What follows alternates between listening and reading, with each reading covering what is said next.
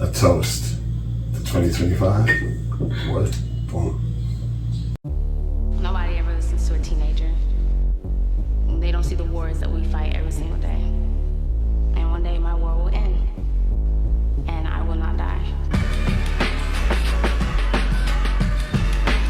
And with that said, ladies and gentlemen, I'm Jason Andre Roberts, aka Conquest. And I'm Anna Aparicio, aka ARI. We are back for season 2 of your Deprogrammed podcast because, of course, in 2025, we definitely trying to keep people scheduled to the regularly scheduled Deprogramming. Yes, indeed. Yes, Insert indeed. laugh track and clap track here.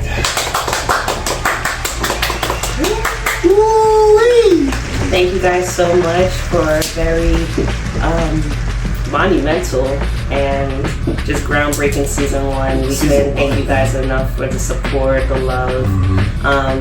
We're only looking to get better and better from here. Yeah. We're upgrading sets this season. We're upgrading equipment this season. We're sticking to a more routine schedule this season. So we A lot of upgrades. A lot of upgrades. So as we're going into season to season, we're also improving and pushing our bar. So again, just thank you for tuning in. Thank you for rocking with us. And to anyone new here, welcome to your regularly scheduled Deprogramming. Listen, again, thank you to first-time listeners, long-time listeners, sometime listeners. And I just want to encourage a lot of the creators out there. Like, when we thought about your Deprogrammed podcast, even before we had a name of the podcast, you know, we talked about it, put together a business plan, threw ideas on the table, and you know, as it is with most creatives, you know, there were all types of setbacks, not the least of which being financial setbacks, right, to a certain degree. And I think we just got up one day and said, man, we talk about everything that we want to talk about on the podcast so daily, so much, we should just start. How are we going to start? We're going to start. And it wasn't perfect all the way. You know, we did our first set of IG Lives. It crashed on us. We had to go back to it. Maybe the lighting in certain episodes weren't that great. You know what I'm saying? We definitely had a lot of trial and error, but you went with it with us. You know what I'm saying? Which was really important. And I think that for me, bringing up those stories, it's really encouraging you guys to just don't let things stop you from starting. I think a lot of times we wait for things to be absolutely perfect before we can get started, and sometimes it's never going to be as perfect as you ever want it, and it's just important to just take off running. And then even with that, guys, what we're also starting this season as a note is we're finally launching our Patreon. So any one of you who really is rocking with us, who wants to see the improvements of the podcast, wants to see us bring on special guests and just up the set and touch on even longer episodes, we're going to start dedicating a lot more of our content to Patreon. And we just look forward to all our devoted fans and listeners following us over there to get exclusive full-length videos of us acting a fool, and some other content that we couldn't put on YouTube because of it. Conquest does maybe like 3 hours in post, just doing the copyright strike thing that YouTube does. So head over to Patreon and you get all of that stuff copyright free. But yeah, and again, we're doing big things. It's 2025. 2025, man. We're hitting the year strong, and again, you're just gonna see the transition throughout all the episodes, and we have so much content for you guys. It's so crazy. It's crazy. Follow us over at Patreon, which should be up soon. Is there any other platforms we're hitting in 2025? I mean, Patreon is definitely one of those, but I'm sure as we start to expand, those channels will be made known to you guys. But and TikTok. Yeah, TikTok. Once we can join. If we can't join, let us know. It's not banned. They have like 3 months or something like that. So once we can start again, you let us know. Someone hit us up in IG or YouTube, say y'all can join again, and we're like, okay, great, we'll meet you over there. But you know what?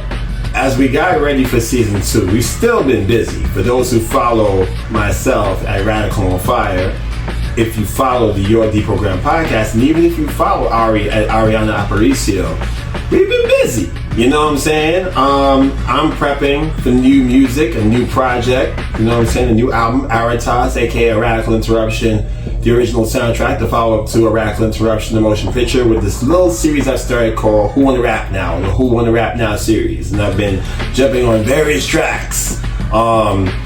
and doing what I do with them, you know, whether it's an industry joint or something from the CHH family, a challenge, if it's live performances, just get into those raps until the actual album arrives. So if you follow me on Instagram, make sure you check out the hashtag Who Wanna Rap Now or Who Wanna Rap Now series. If you have not seen all the episodes of those, you can find them on Instagram. You can find them on my YouTube channel, which is youtube.com/CONQUEST2819. So like I said, yeah, right there. And so again, I've been getting really busy with those raps, which I think is important because as a writer, as an artist, and we're going to talk a lot about that as far as artistry and writing and a whole other shenanigans with that. I think it's just important to, just like you're upgrading everything, you upgrade your pen, you upgrade your artistry, you upgrade your abilities and your approaches, even doing things that you're not accustomed to doing, you know. And I felt like doing this series has been really big when it comes to that.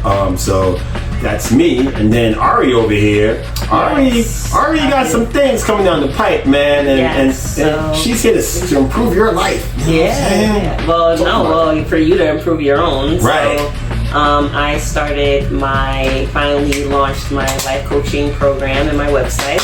So thank you. So it is called Already Aligned by Design. You can follow at hashtag, oh Lord, Elon Musk is gonna kill me. Right. You can follow me at Already Aligned by Design or on YouTube, or you can follow me on Instagram at Ariana Aparicio. And our website is alreadyalignedbydesign.com. And we basically focus on people going in from believing yourself to knowing yourself. And we push the power of knowing, and we also push you being your own advocate and you being basically the person that can set you ablaze on whatever trail that you find yourself destined to be on. So whether you want to become the best artist, whether you want to become the best contractor, the best CEO, the best partner, father, the best title, the best you. Head over to the website. Again, that's alreadyalignedbydesign.com, where you can take a full deep dive into everything that I'm doing over there, and you can book your sessions with us. And everyone on here has a special promo code. It's REF10. And you get 10% off of your first couple sessions with me. Promo codes out here? Yes. So please head over, guys. I'm so excited about this. This has been the passion of my life. It has been just reaching out to people. I've been doing it through accounting. I've been doing it through the podcast with my best friend. But I'm so passionate about helping people go from realizing their potential to living their potential and their purpose. It is my life purpose. It is the thing that I delve into, that I'm best at, and I just look to see people shine, and that's what I want for everybody. So again, if that sounds interesting to you, hit up the website, again, alreadyalignedbydesign.com, and I'll see you over there. And we have, again, amazing content coming. So Conquest has been on me, motivating me, inspiring me, going like, I'm getting out my reels, I'm getting out this, I'm getting out that. So again, 2025 has just been off to such an amazing start so far, and we just can't wait for both his new music, my new website, and career, that you guys join us for the ride. Yeah, I think it's funny you mentioned that, because it's also reminding me of something else in addition to the music.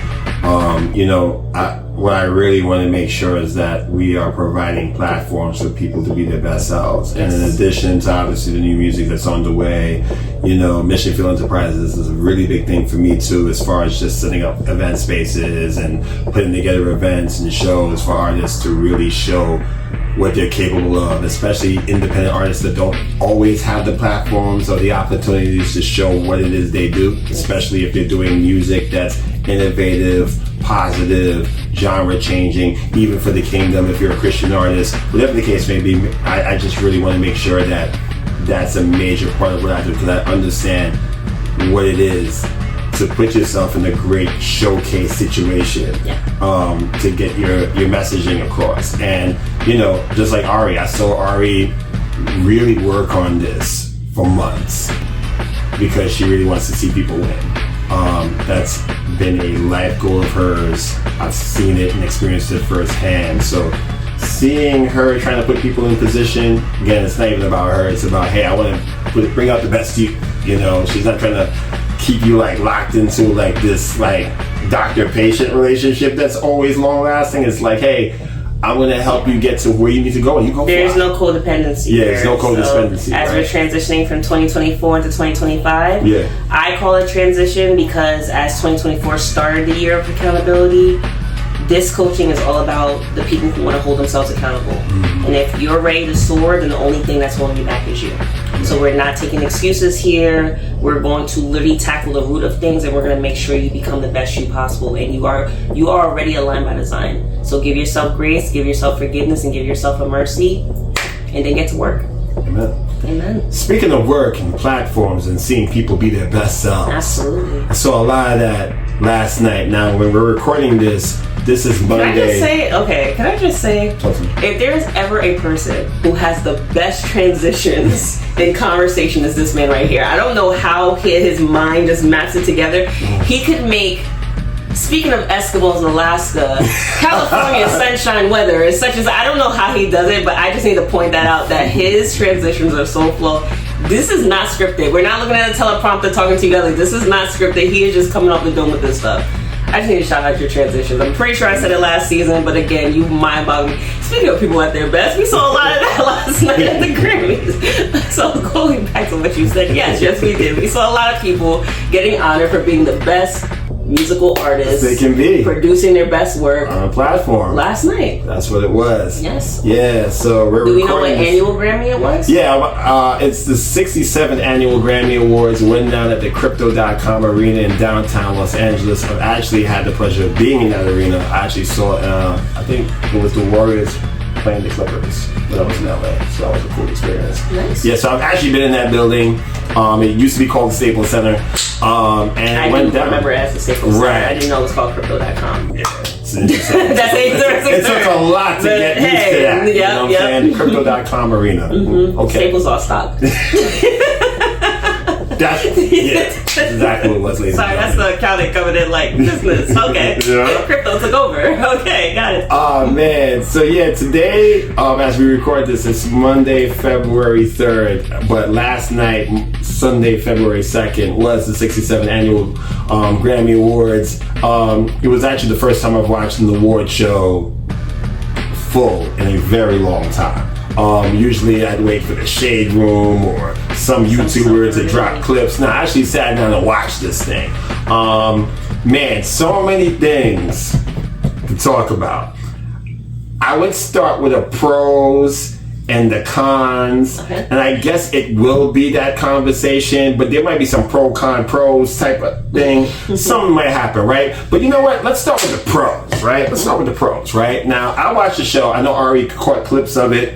Let's talk about the pros, man. First of all, shout out to my man Trevor Noah, man. Trevor Noah, been a long time fan, man, since this was back when he did some like guest appearance in some movie, and he was just doing like these small little skits and stuff, and then he did the Today Show or the Tonight Show. Yeah, it was called the Today Show on Daily. Yeah, and then the Daily Show. Yes, the Daily Show, and he made the Daily Show what it is. Like no one was really popping it like that, and he made it everything what it was. He retired. I literally cried. Yeah. One of my favorite comedians of all time, and I was so glad that he hosted. Yeah, amazing job. You know, I had a conversation with my coworker Godfrey at my job today, and he said, "Man, listen, Trevor should just host everything." Speaking of Taylor, we will get to Taylor in a second. We will get to Taylor Swift. That was not a transition. Second, we will get to Taylor Swift, man. The red dress. All right, cool. But Trevor Noah bodied it. Great host. Did a great job of like swag and comedy. Yeah, swag, comedy. One person. Definitely eloquent. Yeah, hit a lot of cultural topics as he's known to do, and also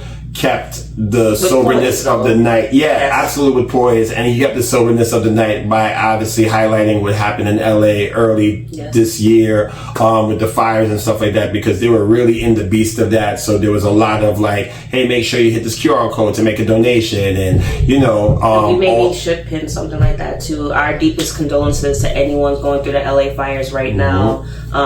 Again, no matter if we're West Coast, East Coast, beef, rap, or whatever the case may be, we're all human beings. We all go through tragedy together. In LA, you just know that you have our unwavering support. Anything you need, we'll shoot up the QR codes. Please, guys, if you're listening, give donations. People are really suffering down there. They lost their homes, they lost their possessions. People are still trying to find each other. Like, it's really bad. So please just give anything that you can to support our brothers and sisters out there in the West Coast. Yeah, love LA. Yes, definitely. So, in light of that, there were a lot of really cool performances and tributes.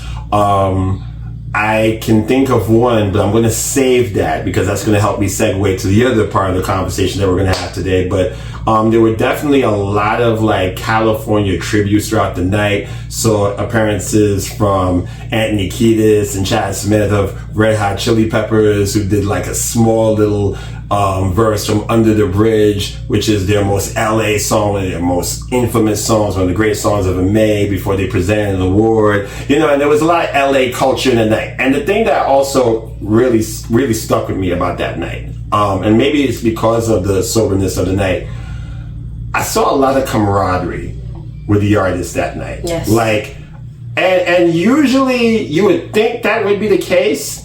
But it was different. It was different, man. The energy was different. The energy was very different, man. I have to say I agree. And I felt it. I felt it as well. It seemed like musicians were finally coming together. Yeah. To just appreciate music. Yeah, and each other. And each other. Yes. That's the thing. Because appreciation of music, that's one thing. But appreciate each other in the room, your fellow competitor, like you really your fellow felt co-worker, your fellow just musician. Yes, absolutely. Like I saw a lot of people rooting for the Sabrina Carpenters, the Chappelle Roans, the Shakira. Shakira got a Latin award, pop award. You know what I'm saying? With her two beautiful sons sitting front row and stuff like that, and you know, just seeing a Latin pop album being presented on the televised version of the Grammy, I knew that had to be big for the Latin community, right? Yes. But yeah, a lot of camaraderie in the room, a lot of good vibes in the room. I have suspicions about why that also was the case, but we're gonna get there. Okay. But man, the performances. Now, did you catch it? I can wax poetic on the performances because, like I said, I've seen pretty much most of the show.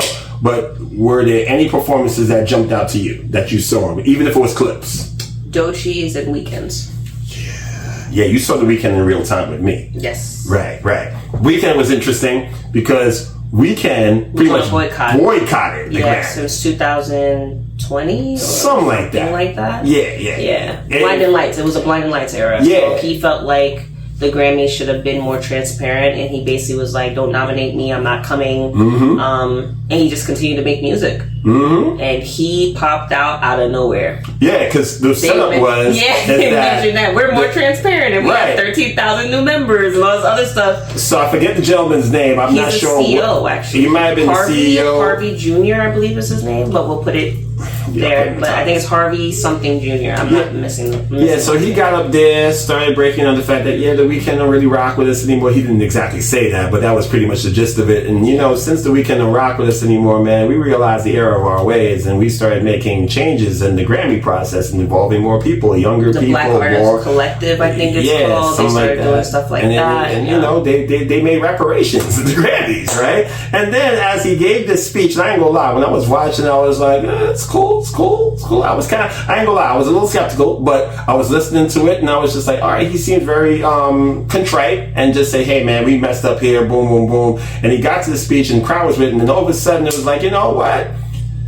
To show approval of the fact that we've made our contritions, Weeknd shows up. And everybody go crazy. And Weeknd does a song off his album that's out right now called Hurry Up Tomorrow, which is, I think, dropped this past Friday. He does this joint with Playboi Carti. I forgot the name of the record. I think it's Die Lit. I'm not sure if that's the actual name of the song. Also in. Yeah, but Playboi Carti on the stage. Yes. Interesting. Finally rapping on stage.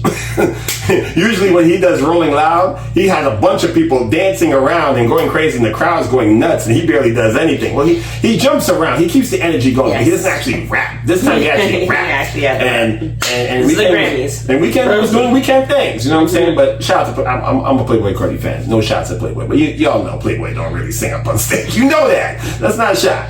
But, you know, so Weeknd, you saw the Weeknd, you thought, you had some thoughts in the Weeknd, a lot of red. A lot of imagery. Weekend is just Weekend is the weekend, man.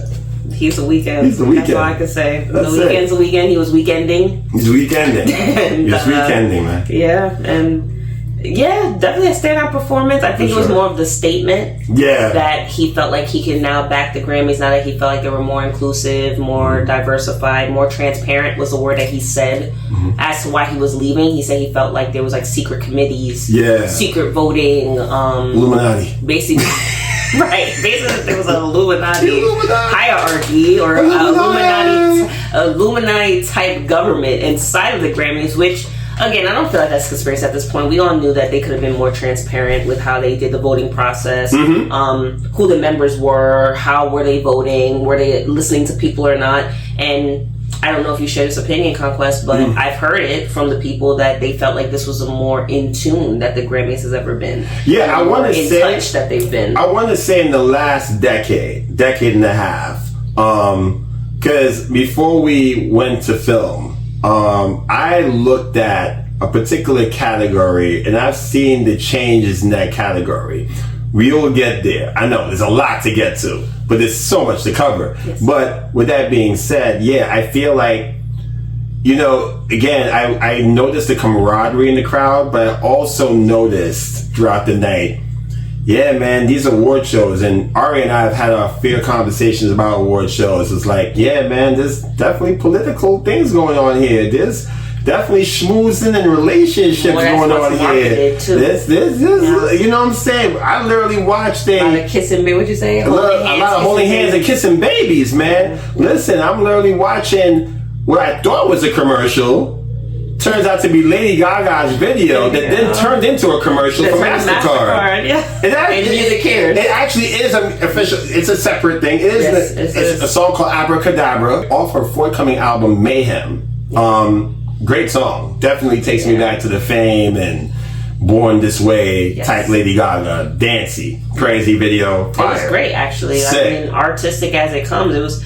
It's Gaga. It's Gaga, right? There's a lot of good versus evil themes coming around this year. A lot. Yeah. I'm seeing a lot of that too. People picking their sides, huh, Kat? We don't care what side you're on. It's that side and the other side. Right?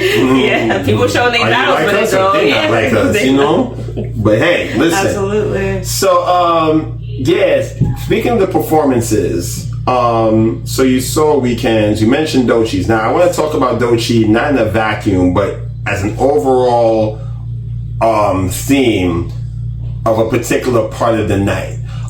They did something which I thought was genius. Now, overall, the performances for this year's Grammys was probably one of the best I've ever seen.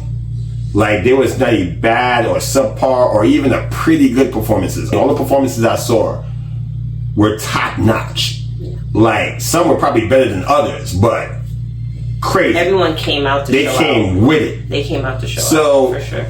For the best new artists, with the exception of Chappelle Roan and Sabrina Carpenter, who are doing solo sets by themselves, everybody else in the category performed together.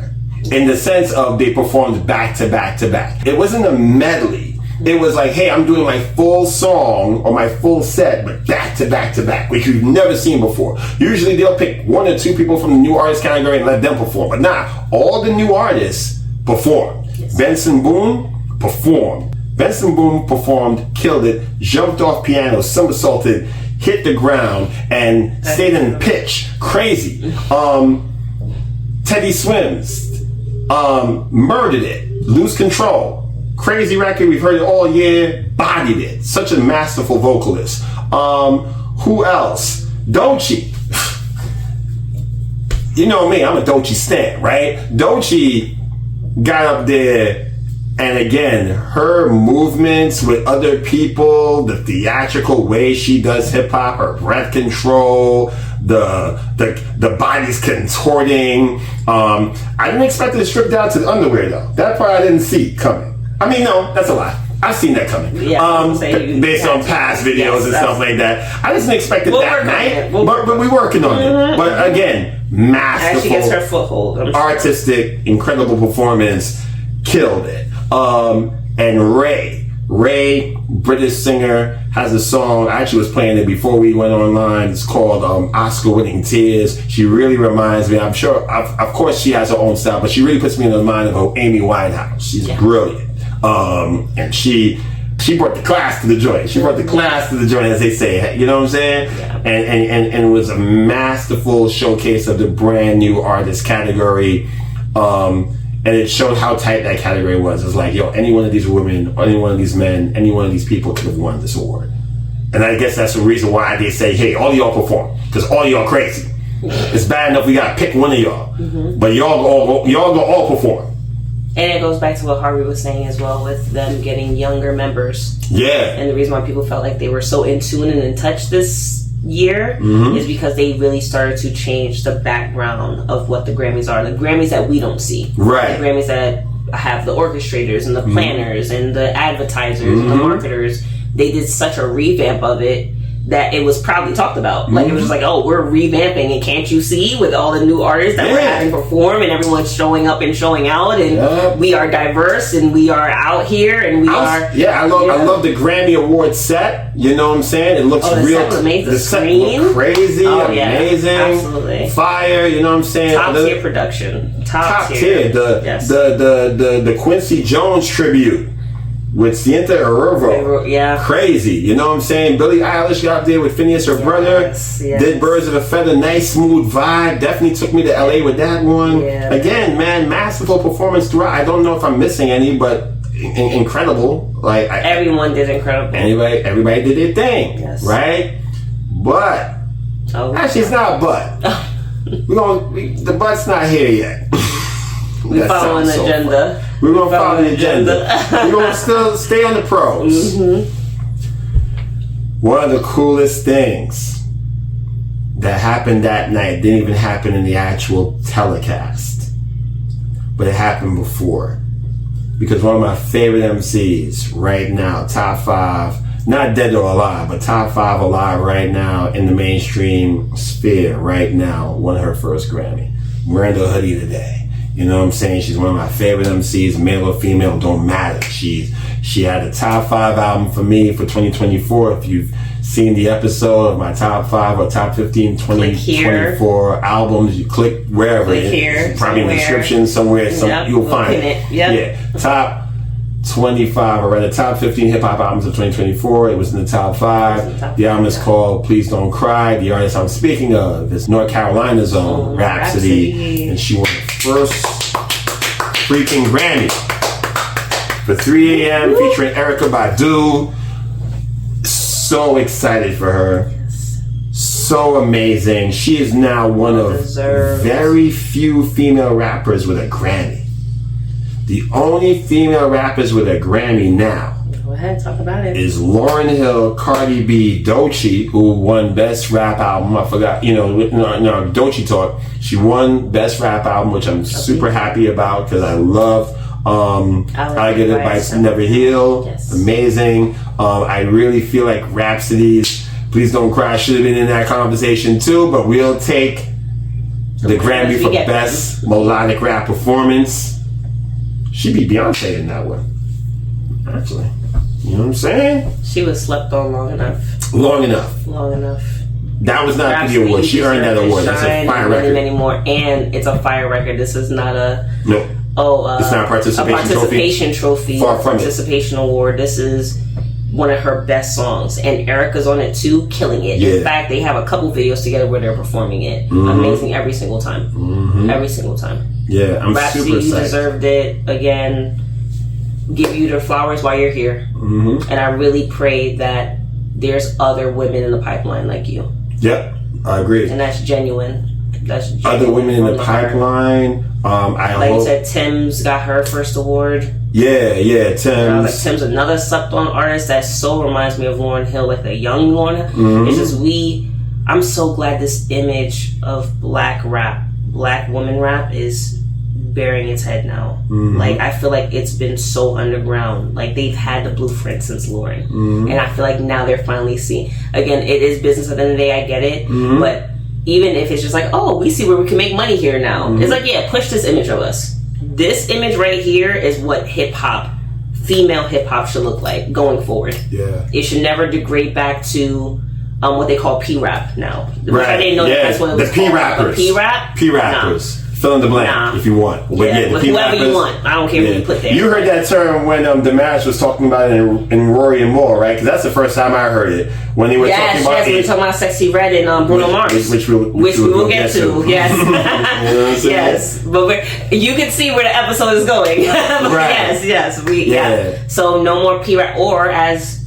what Conquest always says so eloquently, balance. Yeah, balance. Now it has to be more of this hip hop, which I feel like is more female conscious, more what we promote, what we like to see of our black queens, especially when it comes to musical lyricism and the art form, as opposed to just having fun, which is where I would put P-rap loosely. It's just women having a good time. That's fine, but it can't be all that the art is. No, it has to be a balance, as Conquest always says. It has to be a balance of it. I feel like the male hip hop has done that because hip hop started male, which is fine. But females are now starting to bring that balance too, and I think that's very important because they had the blueprint of Lauryn Hill for forever. They just didn't see where they could make the money. I think that's my conspiracy. They didn't see where they could put the money. They've had multiple blueprints. They've had the MC Lights. They had the Queen Latifahs. They had in every era. They've had every era. There has been multiple blueprints of the type of MC we would like to see more of, or at least alongside the ones that you seem to love to promote. We're going to start making a conspiracy corner because we have a conspiracy on to as to why, if they had a blueprint, why did they go with the Lil' Kim blueprint? But again, that's a conspiracy corner. It's asterisk somewhere, but we will definitely hit on that agenda as well. For sure. But shout out to Rapsody. Shout out to Rapsody. First Grammy ever. Hopefully not the last. And I hope that also expands her cachet when it comes to getting bigger records or more. Well, when I say bigger records, I mean bigger commercial records without losing your essence. Bigger production. More money behind her, the machine more behind her. Give her creative freedom. Do not take it away from her. Just give her the money and let her do what she do with it. Yeah. Because a lot of times people talk about the fact that, Beyonce, for example, has such production value and all that stuff. Yeah, she has the money to do that. She has the money behind her. If she wants to do a concert in space, she can do it. Because she got the money. She could do the first concert on the first, a residential flight to space. Like, she could be like, Beyonce is the only one with creative ideas? Yeah. She ain't the only one. She just has the money to do these creative ideas. There's people with more creative ideas who wish they had Beyonce money. The bee's buzzing at you now. We gonna get there. Yeah, I heard the buzz through the camera. It's like, what'd you say about our queen? Who have more creative goals? What? I waste this one sting on you. You better know. Man, I should be covered. You know, like those the uniform you wear before you go to the beehive. I should have those because I'm gonna need that in a few minutes. I'm gonna need that. The beekeeper outfit. The beekeeper. Oh, that's the name of the episode. The beekeeper. That's the name of the episode right there. That's the name of the episode. The beekeeper. Because I'm gonna need that. Yes, that's the name of the episode. Beekeeper. Thank you for saying it. Yeah, we're gonna need the outfit. Yeah. You'll see what we mean in a second. Yes. So we talk about Rapsody winning her first award as a female artist. We talk about Doechii. But hey, I was gonna get to Doechii, and I want to actually, because she won Best Hip Hop Album. Which is amazing. Third female to ever do it. Third woman to ever do it. And I just actually, because I want your, because you've seen it. But I want your perspective on what she said. I'm going to play real quick her acceptance speech. We're going to play a couple acceptance speeches because it's going to really set up a lot of things. So I'm going to play it really quick. And Ari, I want you to break down and wax poetic on what she said. Yeah, of course. Yeah. So let's see what we got here. And the winner is C for me. Cardi B. Alligator bites never here.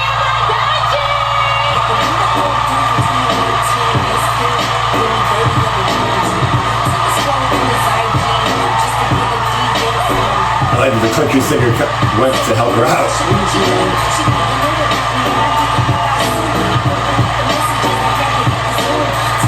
What's up with my man JB Smith?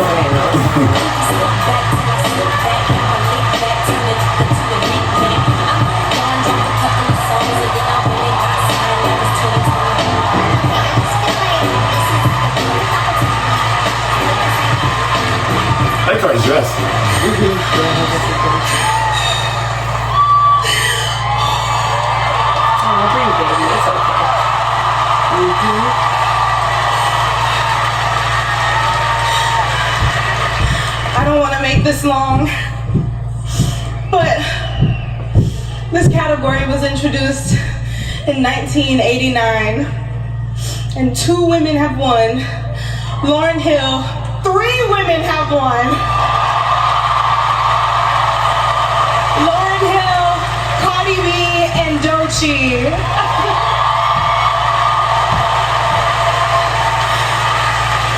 I put my heart and my soul into this mixtape. I bared my life. I went through so much. I dedicated myself to sobriety, and God told me that I would be rewarded and that He would show me just how good it can get. And I have to thank God. I need to thank my beautiful mother for coaching me. I want to thank my label, my engineer, Jada, for everything she did. My fans to the swamp. There's so many people out there who probably don't know who I am. I call myself the Swamp Princess because I'm from Tampa, Florida. There's so much culture in Tampa. Whenever people think about Florida, they only think about like Miami, but Tampa has so much talent. Labels, go to Tampa. There's talent there, okay? Thank you so much to my label, TDE, and everybody that helped put this together, all the producers on the project. I thank you. Thank you to hip hop. The last thing I want to say, oh my God, there's so much going on. What the fuck? Sorry. I know that there is some black girl out there, so many black women out there that are watching me right now, and I want to tell you, you can do it. Anything is possible. Anything is possible. Don't allow anybody to project any stereotypes on you that tell you that you can't be here, that you're too dark, or that you're not smart enough, or that you're too dramatic, or you're too loud. You are exactly who you need to be right where you are, and I am a testimony. Praise God.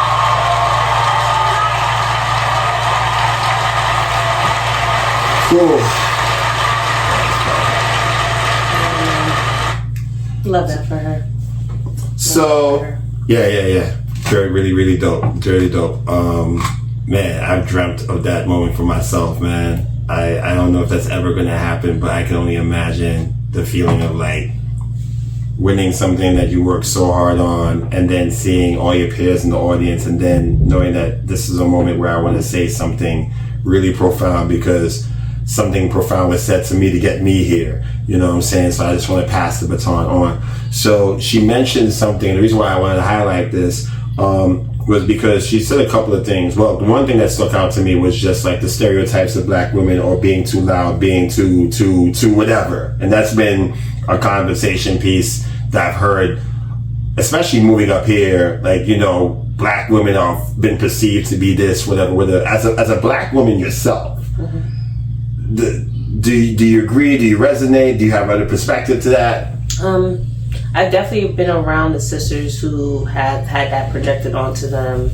I've been a part of that circle. And the thing that resonated most with me is not only her finding her voice, but I feel like the stereotypes that are projected onto you only serve to limit you. Mm-hmm. When you stop giving yourself titles and labels, you become you become the most powerful you've ever been. Mm. So when Doechii just took on Doechii, there was nothing stopping her. Because Doechii is her goal. Doechii is her limit. Right. So even when she's sitting here, and when I heard black women out there, she speaks to everyone, in my opinion. So I heard it as a woman of no matter what race you are. Like, don't let anyone stop you. Like from putting something on you that you might not even be, and then honestly you might not even care what they talking about, because at the end of the day you made it. So I've been a part of that circle, but as much as I've sat here and resonated with what she's saying, I've also been a strong advocate to basically telling black women especially, stop caring. Stop caring about if they think you too loud. Stop caring about if they think you who you are. God is proud of you. Like if God proud of you, then ain't no man, woman, or child that can say anything different. You know what I mean? And the one thing that was most powerful to me is how much you can tell when people have conviction and when they really thank God with all their heart. She she literally gave credence to God. God gave her a vision. He actually gave her a promise. He said, my promise to you is if you stay sober, which is what my biggest criticism was when we were talking about Doechii and the whole thing. I was like, man, I really hope they don't exploit that part. Because they just see another black woman who's doing drugs and who's doing alcohol, and they're going to target that demon of her, and they don't look to get you better. They look to exploit that and pull that out. We've seen it happen to Lauren. We've seen it happen to so many greats of us where it's just like, oh, as soon as they find you on an addiction, they're not there to help you get better. They will exploit that addiction to keep you there. And she said, God gave me a promise and said, if I stick to sobriety, he will show me how good it can get. I think people of any faith in any walk of life can take that. When God have a plan for you, it is your plan.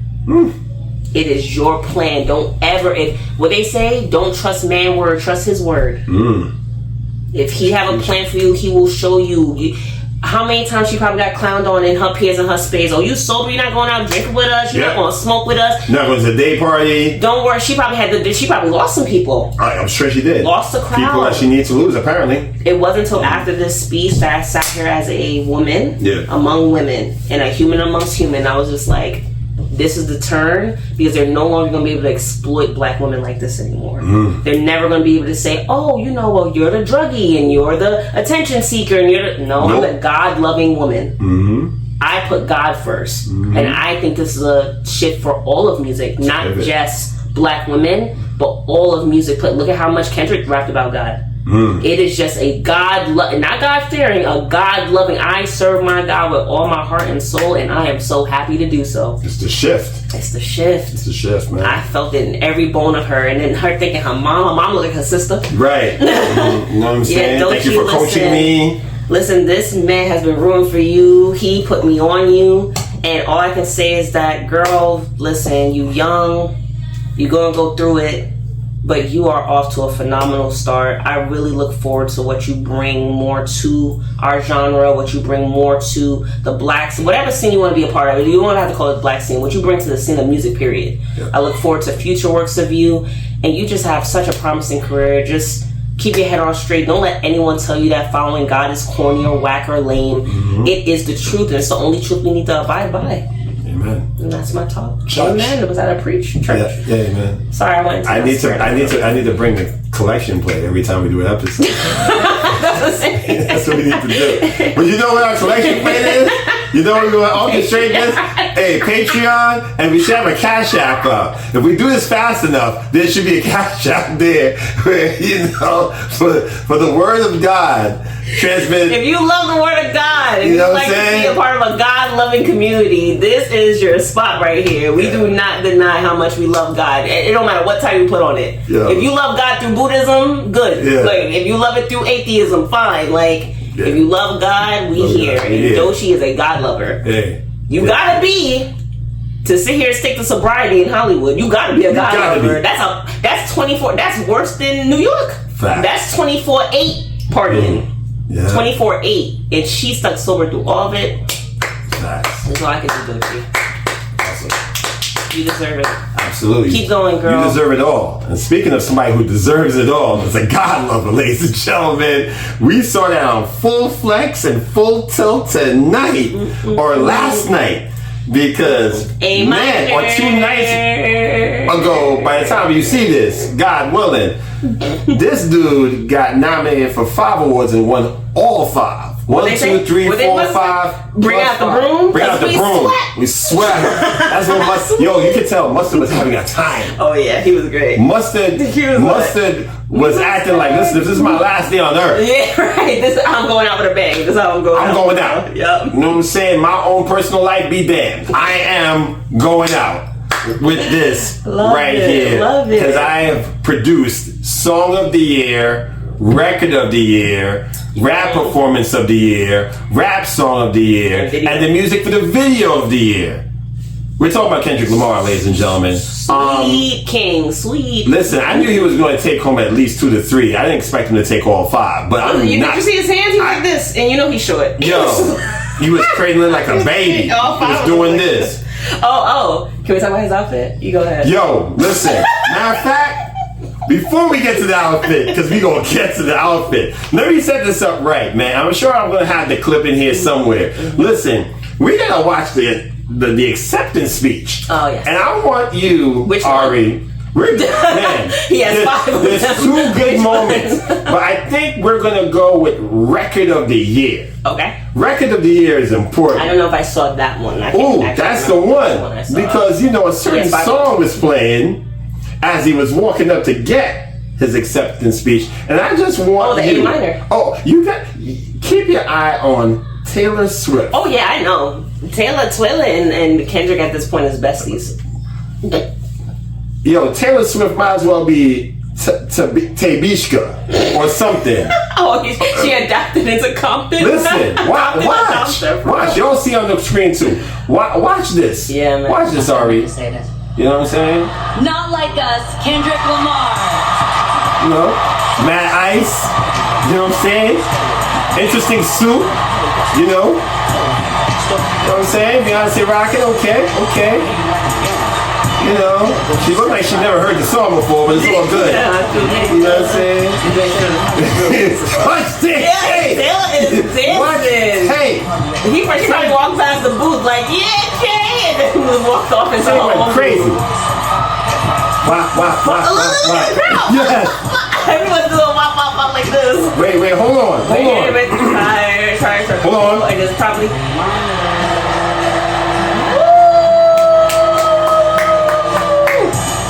The timing. What's up with it? Yeah. When a Canadian talks and so much ice, he might as well have a hockey rink around his neck. Foremost, Crazy. our praise to the Most High. We woke up this morning. Rest of paradise, my auntie Sharon, she transitioned yesterday, so this is special right now, you know. She probably, you know, watching it from up there, so make sure y'all got your smiles on, right? You know, make her feel good. Dre, what's up? Dre, what's up? Swiss, what's up? We're gonna dedicate this one to the city. Compton, Watts. Yeah. He said this one, like he already knew. He prophesized his own winnings. He said we're gonna do this one to go out to there. Right. Valley, Pacoima, IE, San Bernardino, all that. You know, this is my neck of the woods that held me down since a young pup. You know, since I was in the studio scrapping to write the best raps and all that. You know, in order to do records like these. So I can't give enough thanks, you know, to these places that I rolled around since high school. You know, and most importantly, the people and the families out in the Palisades and out to Dina. This is a true testament that we can continue to restore this city. And yeah, we're gonna keep rocking. My boy Mustard, where you at, man? What's up? Mustard happy as hell. His best I sweater. ain't got nothing to say but West Side. You know? Oh, look, it's really flowing too. Yeah. So that was that speech, but you know, my man wasn't done, right? My man was not done because he decided, you know what? Record of the year isn't good enough. I want song of the year too, right? So now I'm not gonna play the whole song of the year speech, but what I do want to play. I almost want. I want to stop. I'm up. It's 2 minutes. Yeah, it's 2 minutes. Yeah. And plus, I want to see Tay dance again. Yes. And it's Diana Ross. As selected by 13,000 voting members, Diana Ross got the shine on it. Glistening. the Grammy goes to Kendrick Lamar. So proper. Not like us. She's like, Yeah, she come from behind. What did she say? You see Taylor Swift. Taylor Swift is dancing. She's with a stanky leg. Taylor Swift with a stanky leg, ladies and gentlemen. Now the first guy who speaks, I don't know who he is, but he definitely was like, I gotta say what I gotta say real quick. What's up, man? Day Free, not the father of Kendrick's kids. Make that clear. I think Drake is banned. Drake is forever shunned away from this Hey, award. I gotta get some, man. I gotta get some. Oh my He's God. from Compton, straight up.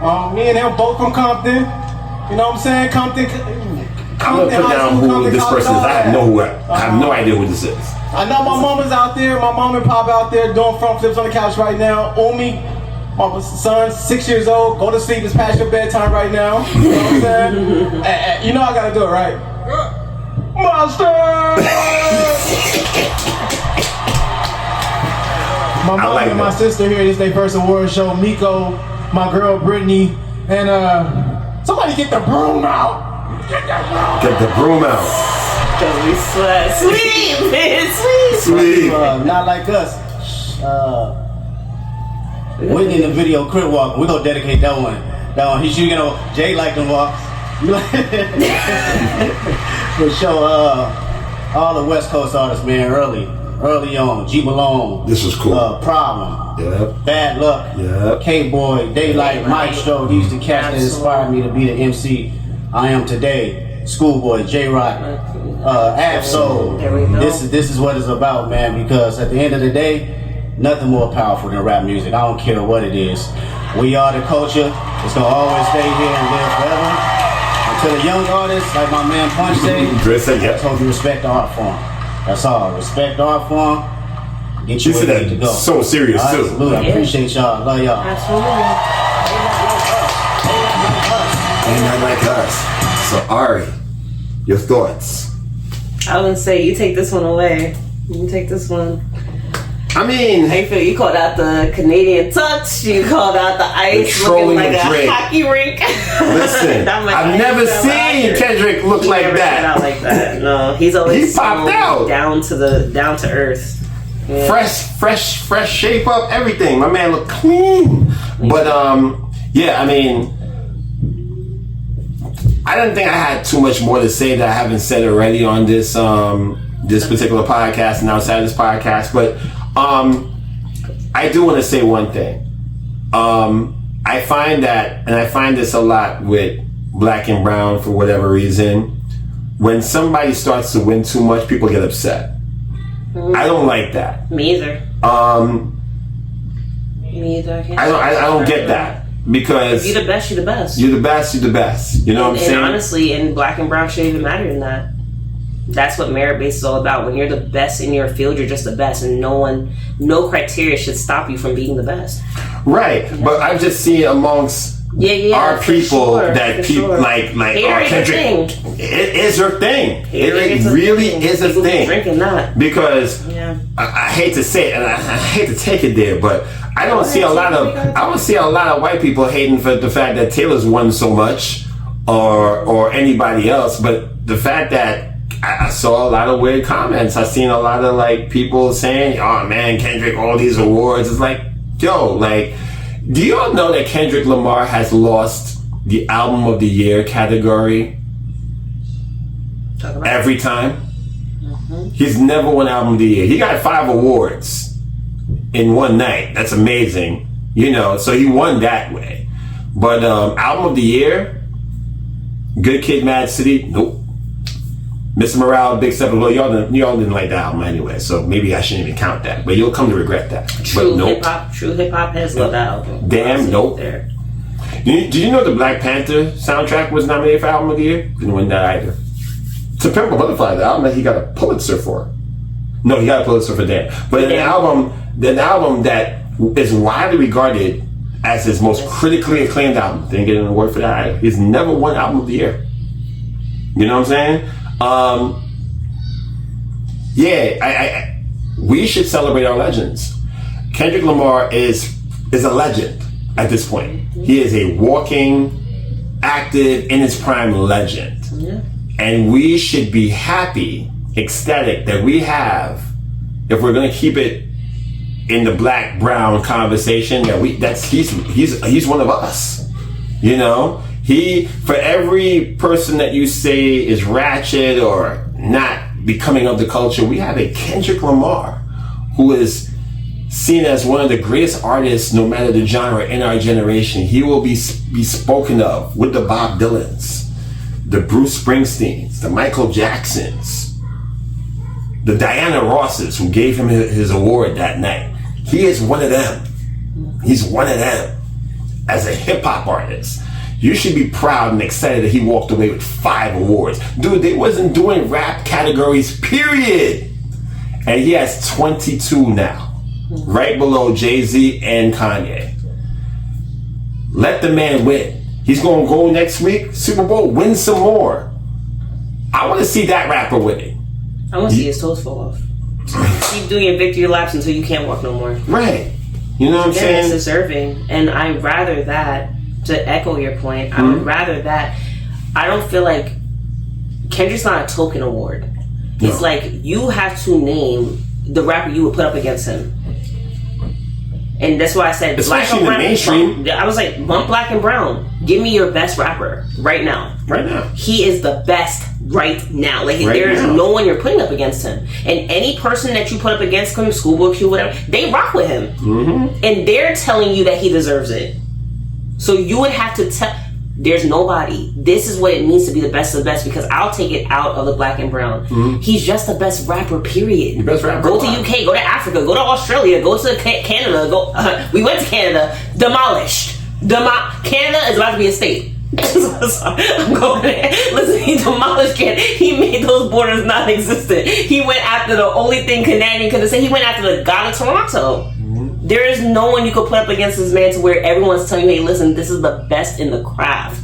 The best at the craft. In the mainstream level. So this is an award well deserved for being the best at your art, the best of what you do, where you put your time, your energy, your focus, your dedication, your passion. All this stuff just breeds this award. This is what it's supposed to be about. How could you get mad? Listen, I'm an MC, guys. Can't be on the haterade. Kendrick, drinking the haterade. As an MC who makes music, who creates music, who performs live on stage. I've seen this guy perform at the Barclays. I've seen him do 25, 26 songs in a row. What Kendrick does as an artist is high degree of difficulty. He's an amazing writer. He writes highly conceptual albums. He is great with similes, punchlines, double entendres, all the figurative language he uses. Yeah. Storytelling, battle rap. Yeah. He does everything at an exceptionally high level, and he can perform live at an exceptionally high level without any backing track. You know what I heard about him that sums him up well? He's a poet who can rap. He's a poet at heart. Like, rap. If you think of your greatest poets who have come down from Langston Hughes to Maya Angelou, Kendrick Lamar is there. And Tupac was a poet first. You're talking about someone who lives and breathes the art form. Like, they are poets who literally got on a beat and was like, yeah, I can do this. That's incredible. You become an English major. You become an English doctorate. That's why he got a Pulitzer, because he studies the English language. He studies dictionaries and thesauruses, and he's looking for allegories, and he's looking for metaphors and similes. Like, he's studying this. He's extremely honest. Yeah. He's extremely honest, literal, puts himself out there. He's an exceptional live performer. I've seen this with my own eyes. And he has the ability to write highly conceptual songs and pop songs. Not every rapper can do all of these things simultaneously at such a high level. He deserves 10 Grammys. And I get it. Maybe you don't like his voice. Maybe he's not your preference. Maybe you have another rapper that you find that you enjoy more than him. You don't have to be a Kendrick Lamar fan. You don't have to be naming him as your number one artist, but you cannot deny artistic acumen. As far as rapping is concerned, he deserves every Grammy he gets, because even though he may not be your preference in terms of the things that he raps about or his voice or his style of music, you cannot deny that what he does well. And I'm gonna say it like this: you don't think he deserved the Grammy, you give the contender. Just put your money where your mouth is. You don't think Kendrick deserves to win? You think there's someone better? Or win too much. Or win too much. Who would you put? Because at the end of the day, the award have to go to somebody. So who would you put there? Mm-hmm. And let that speak. And also, for that person you would put there, do you buy their records? Do you go to their concerts? Do you support their merch? Be too honest. Mm-hmm. Or do you just like honest. You like to say a rapper's name so that you know, you don't have to say Kendrick Lamar. But they say the truth shall come to light. If you put some crazy person up there, we go ready to tell you're just like, yeah, nah, you're just looking, what they say, arguing for argument's sake. Right. Again, I'm not saying that you have to be a Kendrick Lamar fan. Listen, I love Kendrick, I love Black Thought, I love Lupe, I love Jay. There's a lot of rappers. It's hard for me sometimes to have a number one rapper, but right now when it comes to mainstream hip hop, not underground, not indie, whatever the case may be, because I know, is there a rapper who is probably better than a Kendrick? Probably. But again, if we're just talking mainstream rap, if we're talking just excellence in craft, Kendrick Lamar is undeniable. And then the question would be this: how do we lose at setting him as the bar? Right. We don't lose. We don't lose at setting him as the bar. If people that's a pretty high bar. If you say someone's better than Kendrick, then that just means that hip hop have a lot more stuff to win. Great. Yeah, that's excellent. Oh, there's somebody better? That's great news. Because Kendrick said it. He said, hey, listen, there's a lot of good people out here, but there's not enough of us. Right. He literally is waiting for you guys to show up and be like, oh, are you better than me? Then show out. Right. If there's better, that's the best news we can hear, because Kendrick is pretty damn hot. Right? Absolutely. Kendrick, congrats on your 5 wins. We'll take it. I'm sorry. I see you and I just think of Little Brother because he's so short and cute. Yeah. I feel like they should make a pop figure of him. They probably already have, but yeah, congratulations. Should I say what I have to say? I'm gonna say what I have to say. Stop using B so much and marry a girl. Yeah. That's over here, but yeah, do that. Marry Whitney. Yeah, because I hear you say the Most High. Listen, on religious or spiritual tip, you say the Most High. You say transition and stuff. I remember you went through your Hebrew phase. I also went through a Hebrew phase. Mm-hmm. Be a model. Be a model in every way that you can. Marry a girl and stop using be a lot. We don't like it. Mm-hmm. So, other than that, that's a minor side note to everything that is your congratulatory wins of the night. You deserve it in every accolade. Deserve and again, hip hop. Man of the garden. Hip hop only gets better from here. If Kendrick is as low as we go, I cannot wait for the future. I love it. I can't wait for it. Hip hop needed this revitalization. That's why I call it the revitalization of hip hop. This is what we needed. Yeah. So, congrats. So there's a lot of big winners that night. Yeah. Oh, can we just shout out a few more? Chris Brown won Best R&B. Yeah, we're about to get there for 11/11. For 11/11, man, that's my angel. Listen, man, residuals. People couldn't deny that record. That record was, it was great. Alicia Keys got her Lifetime Achievement Dr. Dre Award. Her speech was phenomenal. Her Global Icon Award. Yes, I believe it's called. Yes, which is highly deserved. Mm-hmm. Absolutely. Who else are we missing as pros for the night? I mean, this is a personal favorite for mine. I just saw it literally as we were getting ready for our episode. You know, guys, I'm a big metal fan, and one of my favorite bands, my top 5, Gojira won for Best Metal Performance for the song that they performed for the Olympics, actually. Mea Culpa, I believe, is the name of the song, and so that's amazing that they finally got their. I don't know if it's their first Grammy, but if it is, it's a damn shame because Gojira is amazing. But we'll take it. First Grammy for them, so I'm happy for them. Who else? Anybody else that we're missing? From highlights in that, I mean, I know there's so many people who won. We were looking at it, but Lady Gaga and Bruno won for Best Duo. Yeah, that was a smile. Man, they something else, boy. Yes, they did, and they deserve it too. Probably the best. Beehive don't come at. Probably one of the best, if not the best, female performers of all time. Matched up with I believe one of the best male performers of all time. Mm-hmm. You get in a heck of a show anytime you see those two together. Like, I would have to find the detractor. Right. I would have to find them. Like, who is not going to go to that show and be like, this junk was lame, or it was boring, or it's just like you got Lady Gaga and Bruno on the same stage. You'll be hard pressed to find that person. It's a party all day. Right. I wouldn't be surprised if the sound crew and stuff is just like, yo, this was not on script. What are y'all doing? They just like, we just rock it out. Like, you can't control what's happening right now, and all the audience feeding into that. Yeah. Man. Yeah, man. So quite a night, man. You know, again, I was really happy about the awards that were given out because I'm not gonna lie to y'all. Everybody who won, for the most part, I expected. Right? There were a couple exceptions though, so I shouldn't say everywhere. I didn't expect Rapsody to finally get her Grammy, but I'm really happy she did. She more than deserved it. Shout out to Rapsody once again. I was definitely happy about, you know, the Chappelle Roan. She had quite a year. Not mad at that. You know, 1, 2, 3, 4, 5 plus 5 for Kendrick is amazing. You know what I'm saying? Didn't expect a full sweep, but we'll take it. You know, that was a big talking point of the night. You know what I'm saying? Doechii winning Rap Album of the Year. The third woman to do so after Cardi B and Lauren. Big talking point of the night. We love that. But there was one other or two other major awards that were given out that night. And man. And you can't wrap up all the awards without talking about the coveted awards. Yeah, man, because them, you know, the Beehive will come for us. They're still gonna come for us, man. We have to put on the hazmat suits. You know what I'm saying? Beekeeper suits. Right, the beekeeper suits. Oh yeah, that's what we're gonna name this episode, the beekeeper. Beekeeper. Because I'm gonna be like, anytime I say anything, I'm gonna get because y'all aggressive. Like, I will lay some stingers. You know what I'm saying? Y'all can't come to the Cowboy Carter tours. Y'all talk crazy about our mother, our queen. That's what they call her, mother. Like, whoa.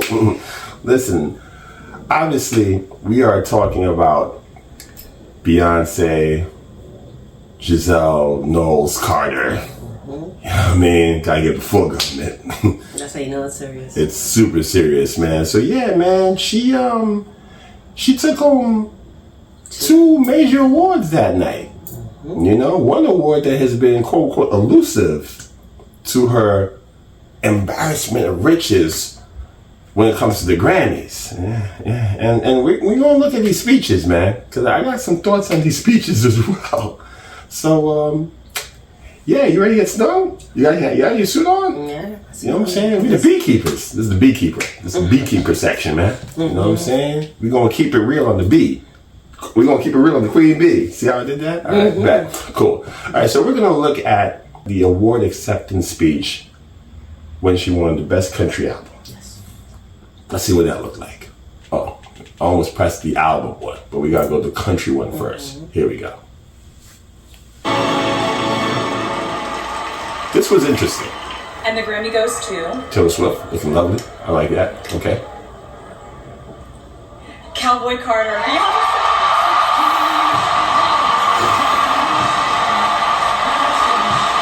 I've seen this multiple times at this point, and I was just like, it looked like the Lil Kim dance.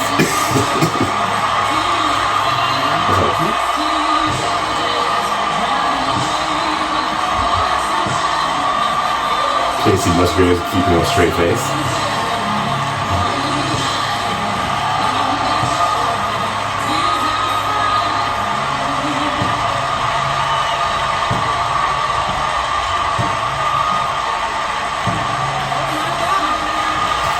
Wow, I really was not expecting this. Wow. I want to thank God. Oh my God. That I'm able to still do what I love after so many years. Oh my God. I'd like to thank all of the incredible country artists that accepted this album. We worked so hard on it. I think sometimes genre is a cold word to keep us in our place as artists. And I just want to encourage people to do what they're passionate about. It is used that way, for sure. And to stay persistent. Wow. I'd like to thank my beautiful family, all of the artists that were collaborators. Thank you. This wouldn't have been this album without you. I'd like to thank God again and my fans, and I still am in shock. So thank you so much for this honor. They really gave me Cowboy Album of the Year, Country Album of the Year. Jay-Z said, I got you. We're going to get there. We're going to get there. Yes, he did. Yes, he did. Now, this is Album of the Year.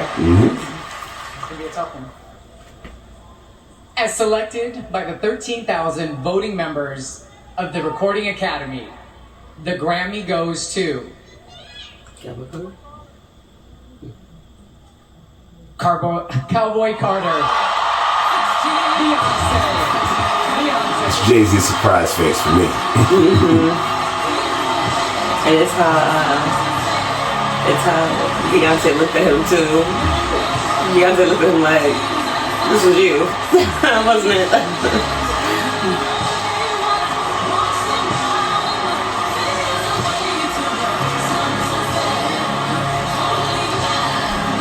Maybe a Rodrigo.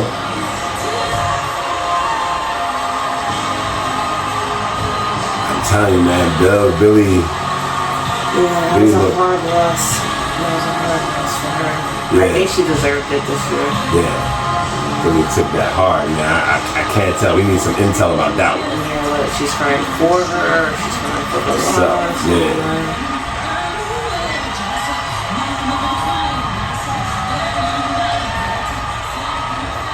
I'd like to thank and acknowledge and praise all of the firefighters for keeping us safe. I just feel very full and very honored.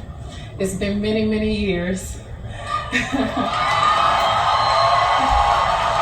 I just want to thank the Grammys. Cynthia and Gaga look pretty happy for her. Every collaborator, every producer, all of the hard work. I want to dedicate this to Ms. Tears in her eyes. And I hope I we need just to know the keep story pushing behind forward, opening doors. God bless y'all. We got Thank you theories so though. much. Thank you. This last part though. Can we just say how far we've come that we have retractable mics going into the stage floor? Crazy. Okay. Taylor Swift and Jay-Z. Cheers. Politics. Was it Dio struck? Politics as usual. They did not look like they wanted the clink glasses, but Taylor was like, oh no, you gonna get this clink. Taylor come more like the G, like, no, you gonna click my glass. You know what? And Jay-Z was like, haha. You know what? I was thinking about the Beekeeper. Like Obama and Trump. Obama and Trump. When they was talking at the funeral. Yeah, man. Ari, I think I found a new name of this episode. What is it? Politics as usual. That's a good one. Jay-Z, that's his joint. That's the, yep. After I saw that, I was like, yeah, politics as usual. So guys, those are the two acceptance speeches. The first one, Country Album of the Year. The second one, Album of the Year. She finally won, as Conquest said. It's interesting what you just said. Elusive, her whole career, her elusive, coveted Album of the Year. And the recently elusive Country Album of the Year. Yes, that was also very elusive. Very elusive. Yeah. She wasn't chasing that one as long though. Yeah. Yeah, she came into the genre, but we'll get into it. We'll get into it, man. Yeah. So what was your take on, you said you have a take on this, so let's go in order from what she said. So, you said that you agree with the genre part of that being almost like a cold word to keep artists in their place and keep them from transcending or going to different genres or entering into. What do you feel about that? Real quick on that, I've seen that happen before. I've seen that happen in various forms of music, whether slightly or overtly. Me being an avid music lover that I am, and again, with a gang of eclectic tastes. I've seen it happen in rock music. I've seen it happen in metal. I've seen it happen in even hip hop. You know what I'm saying? It's just, there's a reason why there's always the term of like, yeah, man, that white boy really good in the rapping space. You know what I'm saying? When we see an MC Serge and Pete Nice of third base, then eventually Vanilla Ice until we realized he was a complete fraud. And then, Eminem's and all those guys after that, you know what I'm saying? The Jack Harlows, because it's not expected that the white boy, is that good at something that is often termed as a black and brown genre built on black and brown people. But I think we're a little bit more accepting in that case. Like, we're happy to have the white boy who can really rap and is really down with the culture. I know that they weren't necessarily so accepting in terms of metal initially. You know, when certain black artists and certain black bands, like Living Colour, for example, one of the best rock bands and metal bands ever. They had a hit song called Cult of Personality back in 1991. They were huge. They were on SNL.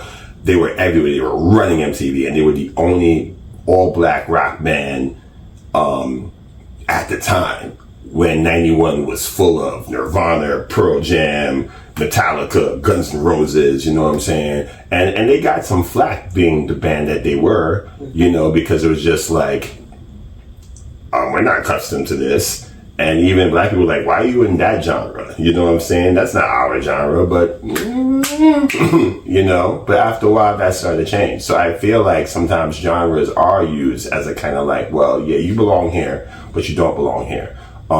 You look like this, so you should be doing this. You can't be doing this. You can't be, you know, a lighter skinned black woman and doing classical music.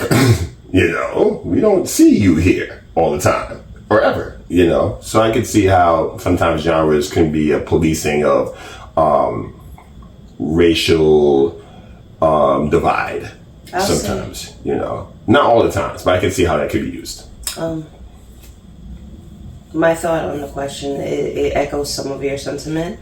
I feel like racism was systemic. So I feel more like racism infiltrated art in a way that it wasn't supposed to.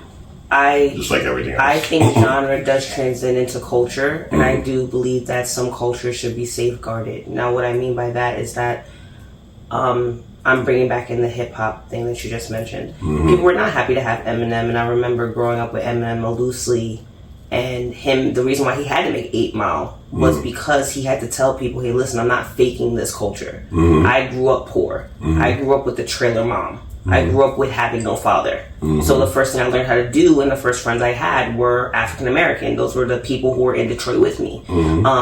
To this day, Eminem is some of my top 5, and people still do not accept him in the hip hop community because they feel like we're betraying our culture by giving him a top spot. This is what I was echoing with Kendrick. It shouldn't be about race when you're the best at what you do. If you don't agree that Eminem's one of the best, then put him against your best. It doesn't matter what race or gender they are. Put him against whoever you say is your best, and let them go pen for pen. That's what hip hop is about. Eminem has slayed time and time again. He is undeniably one of our best. But people will throw the race card in there not knowing they're doing some type of reverse psychology because you're basically just keeping racism alive. Eminem proved that racism shouldn't exist in hip-hop, because then if racism existed, we wouldn't have one of the best rappers we've ever known, which is Eminem. It taints a lot of things, and I think that genres, rather than racism be more systemic and racism be more of America's foundation, which people are breaking away from, especially with Gen Z and millennials, you don't really hear the race thing anymore. But more so with genre, the only thing I could say is that I do believe culture should be safeguarded. I do believe that if you're sitting here, which is the big debate about Beyonce, which we'll get into, but if you want to hop back and forth between cultures, you have to understand that some people do not allow that transition to happen, because then if they feel like everyone can come in and do it, that means that what defines it?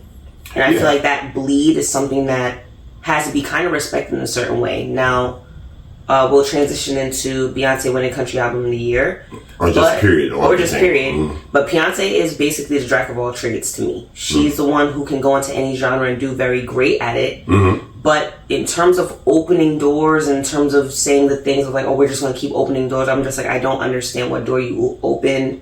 In terms of, do you feel like you educated people more on African roots in country? Because a lot of us know African roots in country. Do you feel like even if white people or that color of people are now the face of country, it's not because, again, maybe black people do feel like we got kicked out of country. I mean, to her credit, and I will give her this, because you just hit a very interesting point. Like, what did she do? Did she feel like she educated the world and black roots in country? I think that was definitely an attempt for her on this album, based on all the press and all the PR and all the stuff that I read about the project. I do admit that there were definitely black country artists who I've now become somewhat fans of that I was introduced to through the album. You know what I'm saying? I knew that there were country artists who were black on the scene, you know, the K. Michelle's and people like that, but through her album, because they're on the album, you know, a lot of featured articles were put on these artists. And I was like, oh man, I didn't know. And they're dope. You know what I'm saying? So again, if you stand next to Beyonce, in a lot of ways, you're going to be seen a lot bigger than you were before prior. So I will give her that. You know what I'm saying? So I'm very grateful for the artists who got highlighted through the process. Agreed. But it was an interesting process.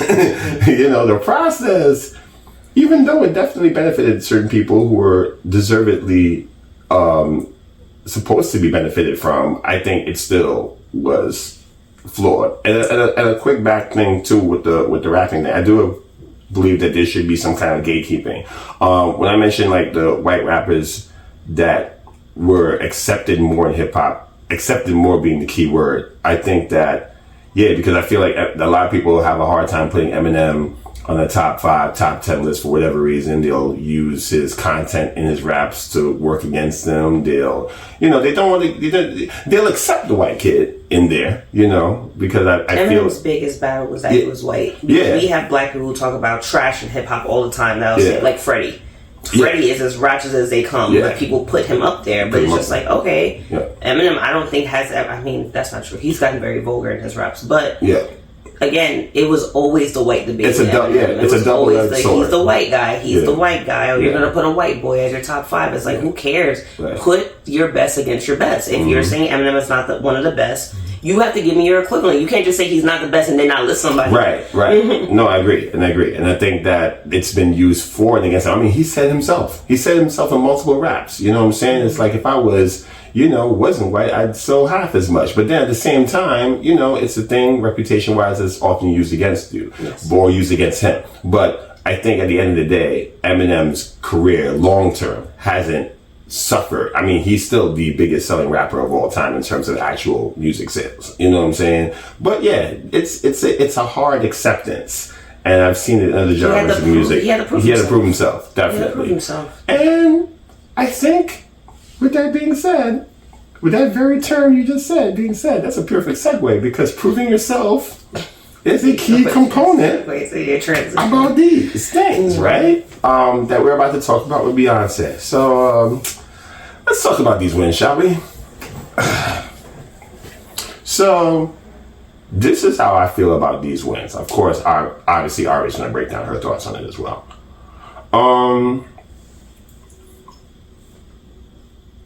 I don't have to disclaimer it. People know I'm a Beyonce fan. But this win troubles me. These 2 wins trouble me. I'm glad that Beyonce won Album of the Year. I'm just not loving the fact it's for this album.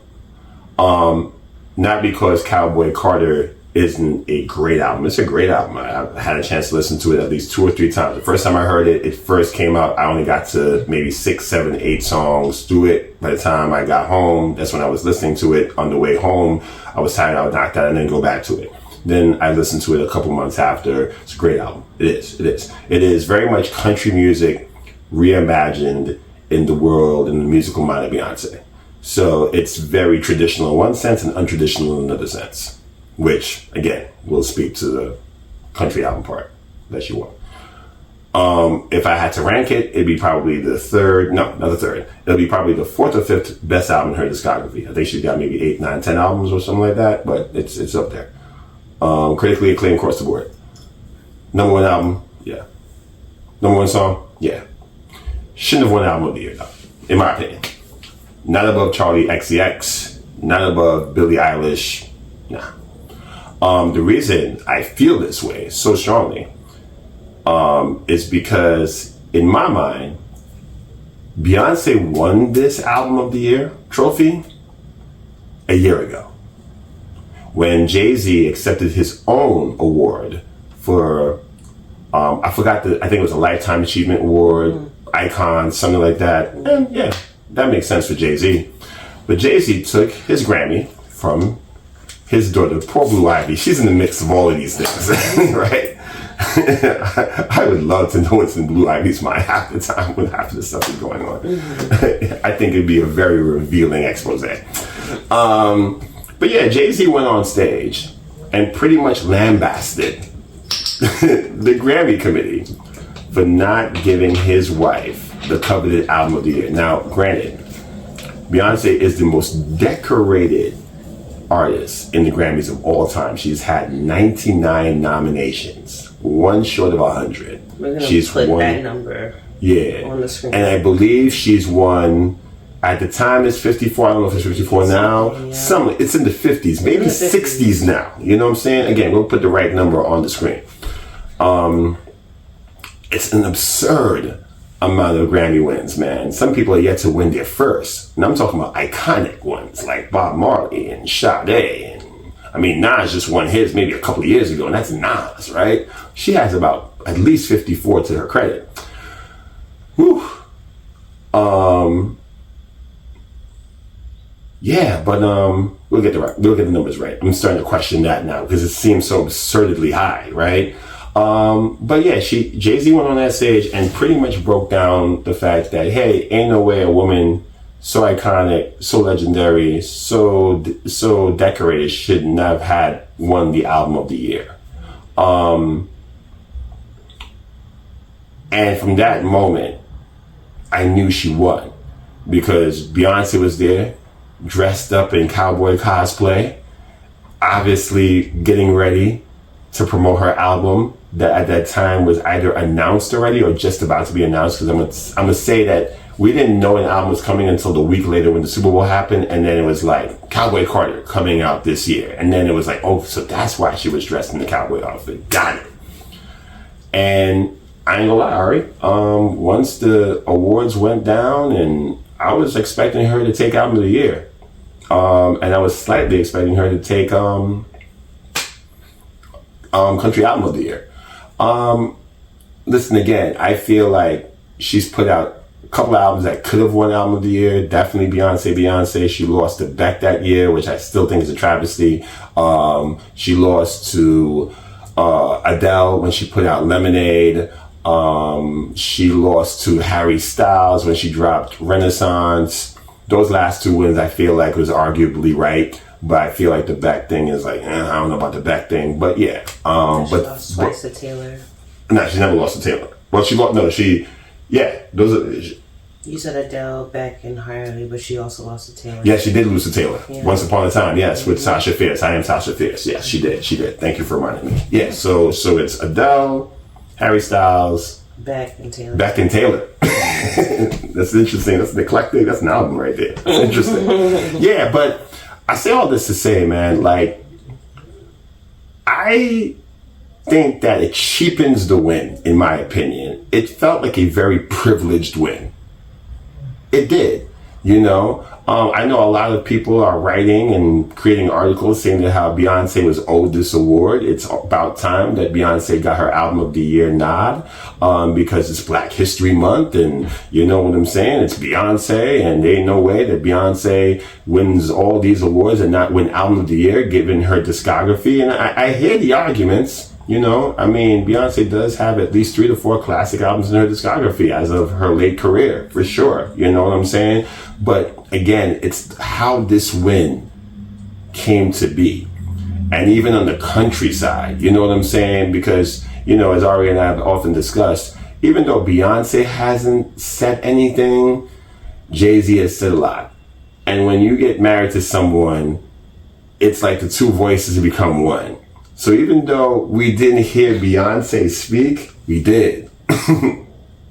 It just was translated and transmitted through Sean Corey Carter. That's pretty much what it was, you know? And yeah, the minute that speech went down, I knew that award was in the bag. No matter how shocked they look in their acceptance speeches, there were some conversations to be had. Politics as usual, because that's, again, one thing, I think we mentioned it before in the show. It's like, as much as I love the camaraderie, as much as I love all these artists communing together and supporting each other and cheering each other on, it was a beautiful sight to see. There was definitely a lot of shaking hands, you know what I'm saying, kissing babies, You know what I'm saying? A lot of politics, you know. And listen, if you don't think politics exists, even in the music industry, that's as naive as it comes. You know, I mean, as an artist myself, I've seen that stuff firsthand. In fact, now, the reason why this album, and I'm wrapping up with this, right? The reason why the Album of the Year category was so huge for Beyonce to win, and it was a travesty seen by some as the fact that she wasn't a winner of that category ever, is because the Album of the Year category for the Grammys is the biggest one, right next to Record of the Year and Song of the Year. That's why Kendrick grabbing those 2 awards for Not Like Us was huge. It's like we expected him to sweep the rap categories, but he got Record of the Year, period, Song of the Year, period, too, over Espresso and Short and Sweet and Chappelle Roan. She knocked out all out the box with that. That's huge. That's a big win for rap music, right? The Album of the Year. But listen, guys, here's the thing. Even though she's a legend, and even though she's put out classic albums, she's not the only artist that has lost this category, but they insisted they gave it to her. That's how it feels. It felt like an insisting that she gets this. But you know what albums, man, listen, I have a quick list, a short list of albums, iconic albums that have never won Album of the Year. It's gonna shock you guys, right? Now, there was a year when Ray Charles won the Grammy for Album of the Year back in 2005 for an album called Genius Loves Company. Have you ever heard of that album? I haven't.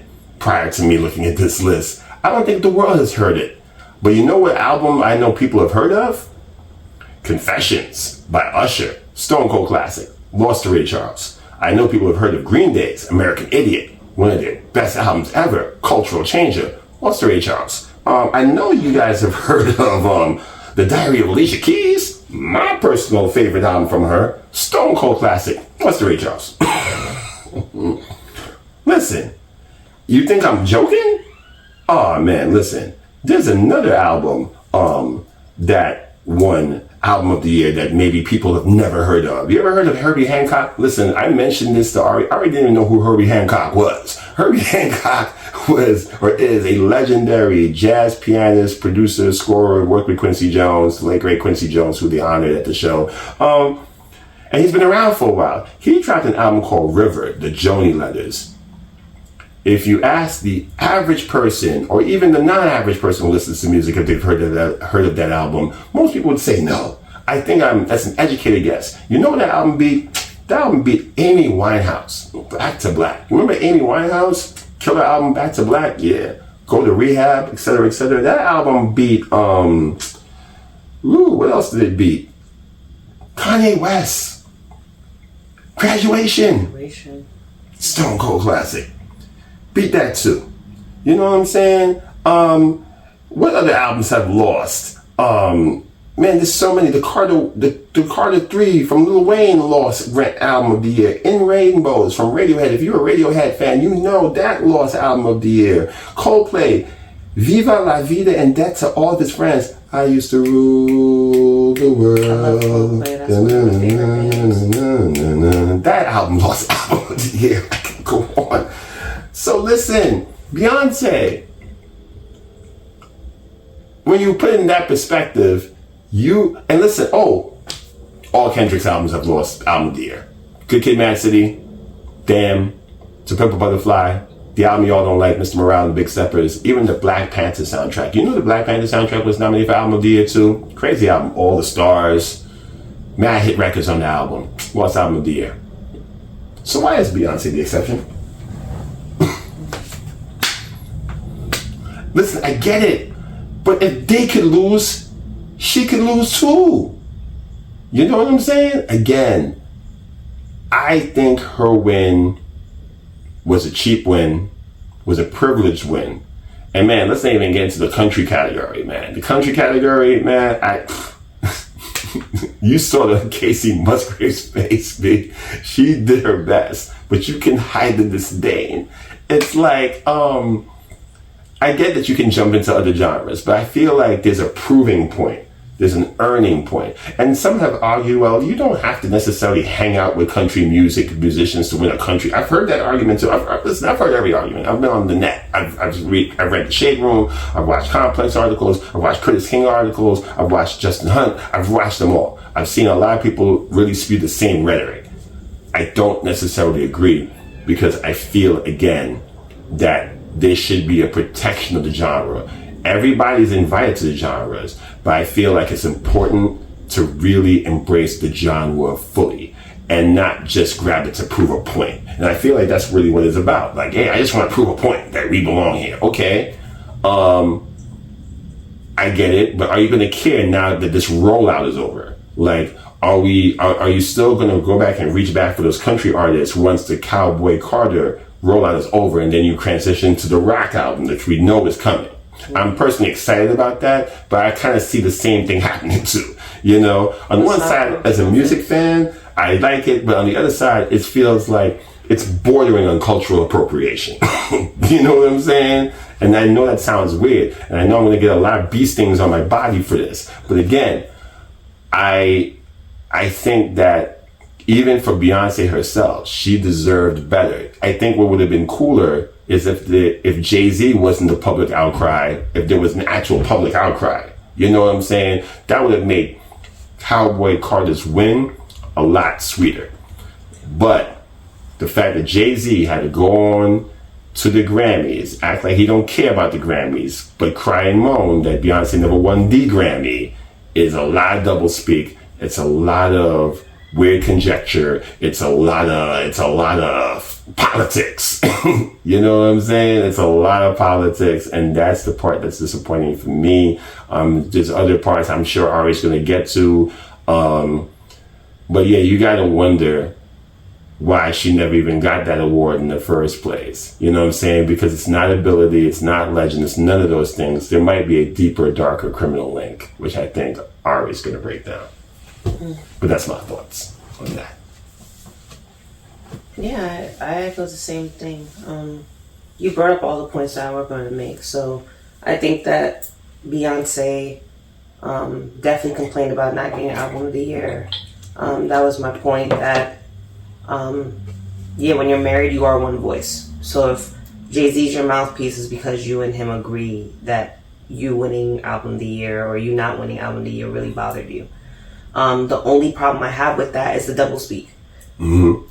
Jay-Z has come on time and time again, boycotted the Grammys, said he boycotted the Grammys, said that the Grammys don't matter, but you're talking from the standpoint of being the most decorated family in Grammy history. Mm-hmm. So you can't tell other artists that these awards don't matter when you are the most accomplished family in Grammy history. That to me just screams business, and again, there's the reason why we get taught business ethics is because business ethics can get downright criminal. Or you have to keep an ethical high ground when it comes to it, because all I see here is a lot of conflict of interest. Mm-hmm. I see an investor of the Grammys basically complaining that one of his products, mm-hmm. which is his wife, mm-hmm. did not win Album of the Year, which is the most coveted thing, the thing that she should have before she retires, mm-hmm. and the committee agreeing mm-hmm. to it and saying that was long overdue. Now, I did also hear the argument, because just like Conquest, I read a lot of the articles. I've seen the argument that, she deserved it for Lemonade, she deserved it for Renaissance, she deserved it for Beyonce. Mm-hmm. Yes, I agree. Mm-hmm. However, what she did tonight, or what they allowed, I think, to transpire tonight, exactly what that is. Basically did to other artists what was done to her. Mm-hmm. And if she had the best album, it wouldn't be a problem. It wouldn't be an issue with me. She doesn't have the best album. In my opinion, Hit Me Soft and Hard was the best album of the year. Billie Eilish already has that award. She already has some Grammy or... Yeah, she won Album of the Year before 2020 with her debut. But this is... You either keep the standard of music being competition for art, or you don't. When you start making exceptions to the rule, you start to dismantle that standard. Mm-hmm. I believe art being competition is the reason why it's business in the first place. But art is subjective. People's best might not be someone else's best, and that's always been debatable in art. Beyonce winning, to me, like you said, cheapens the win. I think it cheapens the award, because it wasn't a Lifetime Achievement Award. It wasn't if they were gonna make it right to her, I don't think this is the way they should have did it. I think they should have did it with either giving her own award to grant to other nominees. I think that they could have maybe even given a speech, but her and her family speak so much about the Grammys only for it to be double spoken about later. And that to me, again, it gives the wrong sentiment, I think. I think that again, if you want to give it to her to right or wrong, then that's fine. But yeah, there's a lot of things. Wait, but there's a lot of things that no. If that's fine, because at the end of the day she won it. But what I'm saying is that there's a lot of things that happens behind the scenes that consumers don't know. Beyonce is not the exception to the rule. There was someone in the Grammys that didn't like Beyonce and her family. I don't know. Hold on one second. Maybe you want mouse? You want your toy? Okay. It's so cute. Close the door. No, she doesn't have to. It's fine if she's going in there. If you want to, there's a lot of things that happen behind the scenes that the consumer doesn't know. Right. Someone at Grammys did not like the Knowles family or the Carter family. I don't know who, but they made sure that she never won that award. Like I think Beck was a travesty. I think Beck was the one where we're just like, yo, who the heck is this person? Like, why would they win? Like that. And the reasoning behind it was and the crazy reason behind it was nuts too. Because I think they said that he produced the album all by himself, or as something. opposed to he has to have collaborations, which doesn't mean anything at all. But who made the better album, bro? Exactly, who made the better album? Beyonce's not the exception. So I don't like when personally people now, to make it seem like they're not the exception rule, throws in they do all black people this. And they do all women this. No, they don't, because there have been women who won Album of the Year before you. There have been... Lauryn Hill. Yes, there have been black women who have won the Album of the Year before you. So you cannot say you're the first to do this. You cannot say that you're the first to make history about this, but you're using that card to then say, oh, I'm not the exception. They treat all of us like this. No, they don't.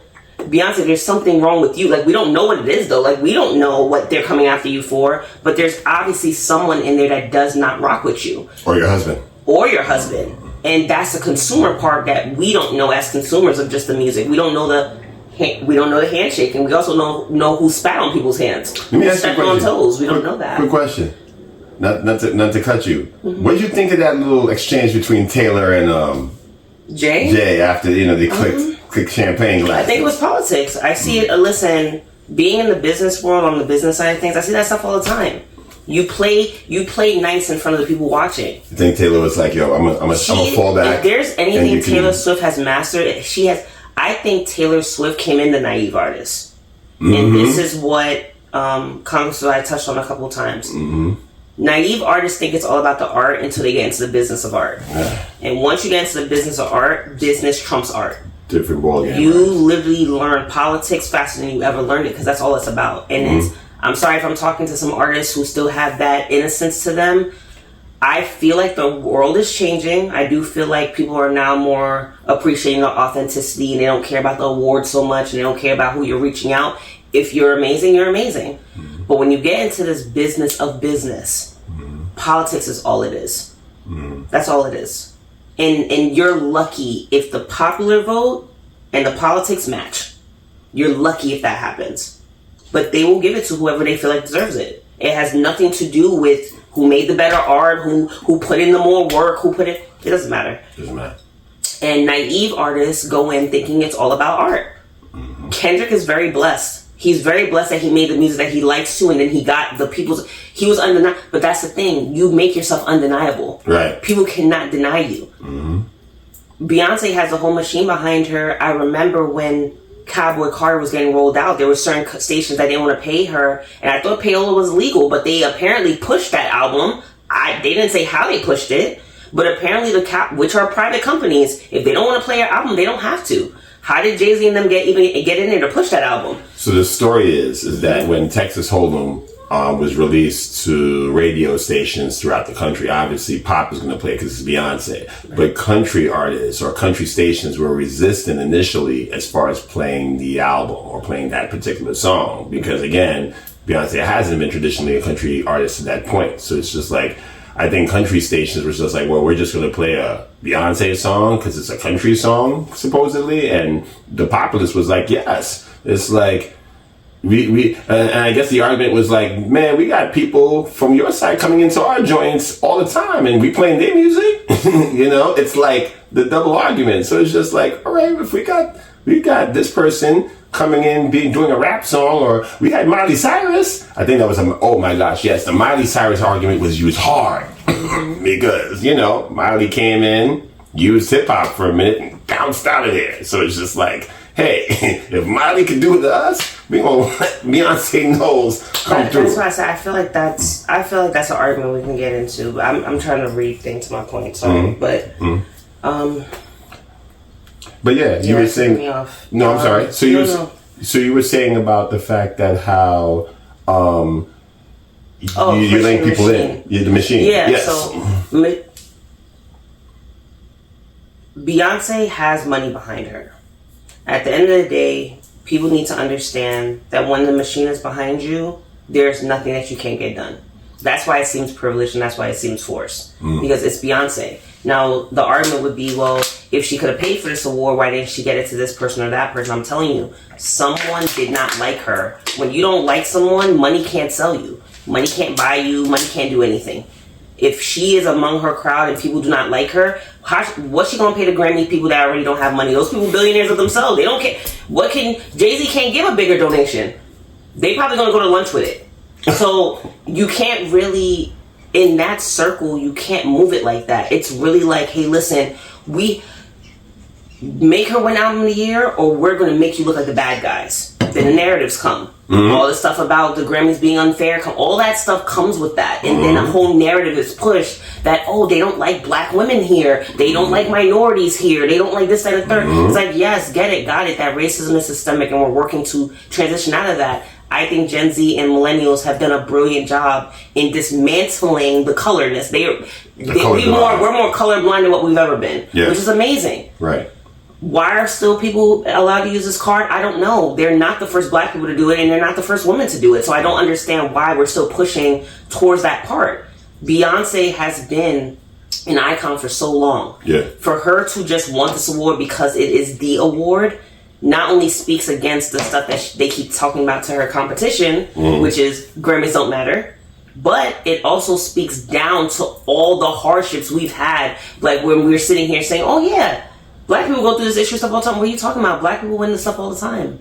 Women win the stuff all the time. She wasn't the first woman to win a Country of the Year album, which was also her argument that more women need to come out more.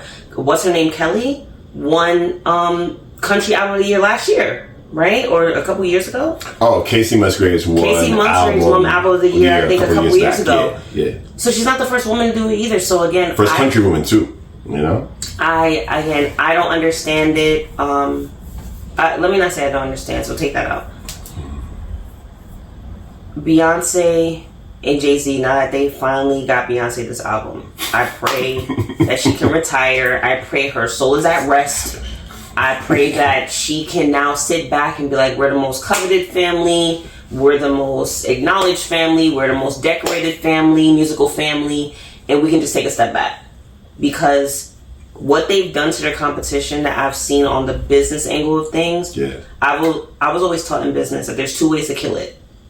You kill your competition through employment, or you kill your competition through downgrading and devaluing the award you guys both go after. This family has done both. This family has, I'm waiting for the person that they uplift. I'm waiting for Beyonce Jr. I have not seen any other leaders that Beyonce had brought up. None. And this is decades of a career. Yeah. Decades. I've also seen them talk down and belittle the awards that they complain about. How are you not killing your competition both ways? They do business better than they do. I think at this point in time, the Carter family do business better than they do music. Yeah. At this point in time. Yeah. They do business a lot better than they do art. Yeah. And this is what I appreciate country for. Because country to me is just like any other culture. I'm not saying genre. which is what her point was. So I'm glad she used that word. But now let's bring genre into culture, because if we replace those words, it becomes a different talk. It's a different conversation. I respect country for putting a standard of culture on their music. I respect it. Because now it's just like, okay, you can't just dip in and out. I wish hip hop had that. That's the Drake conversation right now. That's the Drake conversation right now. I like that, because then it's like, okay, you can't just use us. You can't use us to serve you. You have to give us something too. It has to be a mutual benefit. It has to be a mutual benefit. The Carter family definitely does business better than they do music. Again, more power to them. If you're the best of the best, I'll say they're not the best in music. They're the best in business. They're the best, how she say, black musical family in business.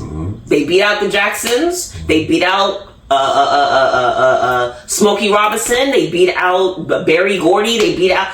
There's no musical family that you could put next to them. Not one. They are the greatest musical family of all time. The business of music. They have mastered it. So again, I just pray that we kind of stop hearing the complaints. I pray that they stop lying to artists, because Conquest knows this is not my fight. Music is not my fight. But I pray that the leaders of music stop lying to aspiring artists by saying that Grammys don't matter when there has not been a worthy competitor since. You tell me what the award is that people covet just as much as the Grammys, and I'll give it to you. There's not one. And there's also not one that puts your resume among the stars either. When you win a Grammy, that's the thing that you transition on. You leave this life talking about, you give that to your kids. You come from a Grammy winning family. There has not been an equivalent award since, nor am I seeing one be made. There's not even one in the works to replace the Grammys. The Grammys sit very comfortably as the most coveted music award in history. That's a great point, because I literally was about to say everything you just said, literally almost word for word. I was about to jump into that with that, because you can't say, I've heard artists say, yo, I don't care about winning the Grammy. Yeah, you do. And that's okay. It's okay to care. Right. The standard of music. The way you don't care is if you're not involved in any of the processes. But you can't say that it doesn't mean anything when it does. The gramophone is the gold standard. Whether it's politics or whoever involved, you won a Grammy, that's what you're in it for. It's not the main reason why you're in it for, but you're there for that. But I will say this, and wrapping up a little bit on this particular part, is just the fact that I think that, and maybe it's the thing that Beyonce does not get. It's just like, hey, remember why you're doing this. And remember that you are trying to make cultural movements with your music. Beyonce has tons. You don't necessarily need a Grammy to solidify that. The fact that you're even nominated is a pretty big deal. I just named a gang of albums. And I'm sure if I went through the whole nominations of albums of the year. Got me. Diary of Alicia Keys got me. Confessions got me. If there's a lot of iconic albums. If you go through any list, if people made a list of Billboard just did the 100 greatest albums of all time last year. Usher's on it. Radiohead's on it. Alicia Keys is on it. Herbie Hancock is not on it. Oh Brother Where Art Thou is not on it. And is never on it. I've seen lists from Billboard, Pitchfork, Rolling Stone, Spin, all the great musical,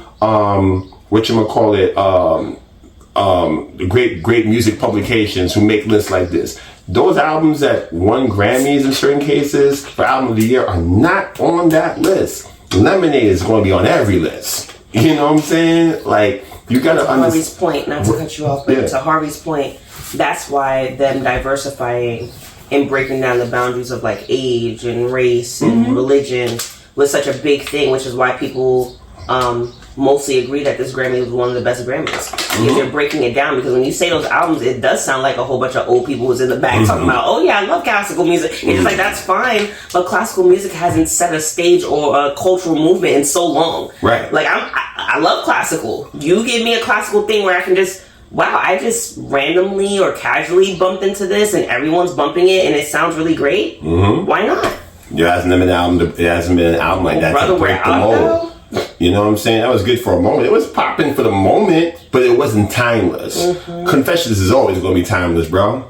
All of Kendrick's work is always going to be timeless. Coldplay's album too. Yeah. Freaking Green Day? Yeah. American Idiot. You can go anywhere. The hit song from that album became the closing song for one of the greatest series of all time, Friends, Good Riddance, I Hope You Had the Time of Your Life. That album did not win a Grammy for Album of the Year. Let that sink What are we in. talking about? Yeah. You know what I'm saying? So artists, keep that in mind, bro. Beyonce's not the exception. She's not the exception. She's not the exception. There has been amazing Bruno. There's been amazing. Actually, Bruno did win. But there was one she lost. Yeah. His first album, I think. Yeah. There's been many artists, amazing, phenomenal artists that have not won that award. Yeah. And you don't hear them complain. Speaking of complain, though, how do you feel about Billie Eilish's reaction for Hit Me Hard and Soft? Oh, yeah. What do you think that was? Honestly, I feel like she was heartbroken. I'll wait for my statement from her. I don't like to assume anything from how it looked, like the way she was biting her lip and the way that she was saying. It looked like she was devastated that she lost it. But again, that's because no one's the exception. It sucks to lose. Mm-hmm. It sucks to lose, especially when, again, art is the heart and soul of people. People say it all the time. Mm-hmm. I think Alicia Keys said it, or someone else said it, that art is history. Mm-hmm. It's the artists that write history. It's the artists that paint human history in a way that future generations come and go like, wow, this is what they were doing. This is what they were studying. This is what they were bumping. This is what they were painting and drawing. This is what they look like. Right. That's artists that cultivate history. Yeah. And when you put your heart and soul into something like that, I can only imagine how devastating it is. I feel like we've all had that experience of being like, man, I put in my all. But that's the thing about competition. Just because you put in your all doesn't mean that you're the best. And it's supposed to say, oh, I put in my all, but let me learn technical stuff now. Right. Let me learn how they do this cadence switch, or let me get that producer on my project. If the award means that much to you. It means that much. Because which some people it doesn't. Like Kendrick has made it clear that he doesn't care about it. Taylor has made it clear she doesn't care about it. You know how we know they don't care about it? Because they don't talk about it in their polls. There's nothing being talked about after. They don't care about winning the Grammys. Taylor didn't win an award last night or the other night before. At this point, well, last night, whatever, I'll cut that in post. Taylor didn't win an award last night, and she looked like the happiest person there. She looked like she was just enjoying the show. That's what she looked like she was doing. Every time one of her friends won, you just saw her dancing. Super excited for Kendrick, winning everything, sweeping, doing a little two-step, doing the walk. I'm not gonna say which walk, but y'all know which walk he was doing in the video. Taylor doing it, and we know she ain't down. Mm-hmm. We know she ain't getting initiated. But she was doing it in high heels. She might have gotten initiated last night. She gonna be the first one. Little kid. She talked too. I don't even want to mess with them. Nah. You see her in a bandana. That's all. You feel me? You see it, right?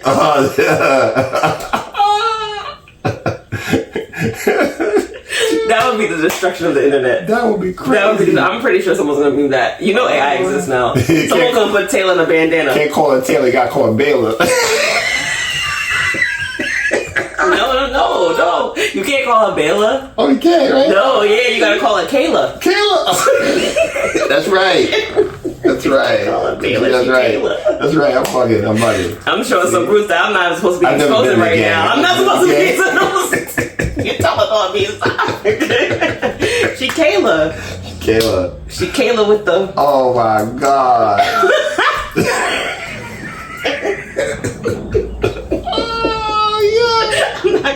That would be the most gangster dress I think I would ever see. I'd be like, does she have? Oh my gosh, she got the flag in her back pocket. Oh no, flagging? Like I can't. She flagging? She repping. I can't. Who gonna say no? I don't think at this point we'd say no. I don't think anyone. Kayla's a gangster. Listen, they gotta respect it. Listen, Kayla walk around like she owned the music biz. You keep calling her Kayla. I'm dead serious. Look, watch her posture. You know what I'm saying? She walk around like, yo, I own this. I own this scene right now. Like, she don't sweat anything. I'm the queen. I do this. I sell the most records. But this is why, I got the biggest tours. Yeah, and this is why she can do what she loves and not care. We're going into that transition. I think that the Carter family was the last bit of that, I think, to really do the business kind of dirty in that way. But I have hope with Kendrick and with Doechii and with Rapsody and with Tim's and with Alicia Keys even winning her Lifetime Achievement, with Taylor just being so nonchalant and just soaking up the room for real. That there's all these crop of new artists. This is all the stuff where it's just like, man, the Grammys. If you're not gonna care and you're really just gonna put your heart and soul into art, this is the competition of art. Yeah. And the only thing that makes it fair is when people sit here and say, hey, listen, who's really the best? There is no politics anymore. There is no who's friends with who. There is no, I did that favor for him and they owe me. No, there's none of that. Because then you're destroying the standard of what competition truly is. That's like if LeBron, you gave this analogy, right? Let's just say the Spurs and the Mavericks are in the finals. And they could switch out players. And before LeBron retired, they'd be like, hey, listen, you come out and we're going to put LeBron in for this one. So they can win. He was on this team the whole year. How are you just going to be able to switch out? Because he deserves it. It don't work that way. He deserves it. He's 42. He's about to retire. He needs to have one more win. It don't work that way. People would stop watching NBA. Done. I think the stock would tank in 2 minutes. Done. It would take. Done. So Adam Silver would get fired. We wouldn't accept it in sports, but Grammys is a competition of art. That's what it is. So we wouldn't expect it in sports, and we shouldn't accept it here. Keep the standard the same across the board. Keep competition fair. So. Yeah, speaking of the competition of art, real quick, me being an artist currently myself, dropping an album in 2023 that was nominated for Album of the Year at Kingdom of Choice Awards, I would literally give up any distinction of that if I found out that album was a nomination due to something that was owed to me, or it was a favor done for me that I didn't know about. Like, you can bump it, you can shove it, to be honest, because I don't want my album that I worked hard on to be super impactful, to be a favor. You know what I'm saying? I love being nominated for that, but the album did what it did on a cultural level in the city. You know what I'm saying? Based on its own merit. And I think at the end of the day, that's what you want. You know what I'm saying? Based on your own merit, So I feel, but if you're going to compete and be down for the competition, win or lose, but also remember why you made the album. So I pray that if Billie Eilish was upset about the fact that, she didn't win or she lost to, maybe not even so much that she didn't win, but who she lost to. Maybe that was also a part in that too, because there's also that part. I pray that she understands that her album was culturally impactful, that she had an amazing tour, that she's had great performances, that, right now Billie Eilish is setting herself up to be, her and her brother Phineas are setting themselves up to be like one of the young goats out here. Yes, you know what I'm saying? Yes, absolutely. Like the new Hall & Oates. You know what I'm saying? Like they about to be that. So I hope she remembers that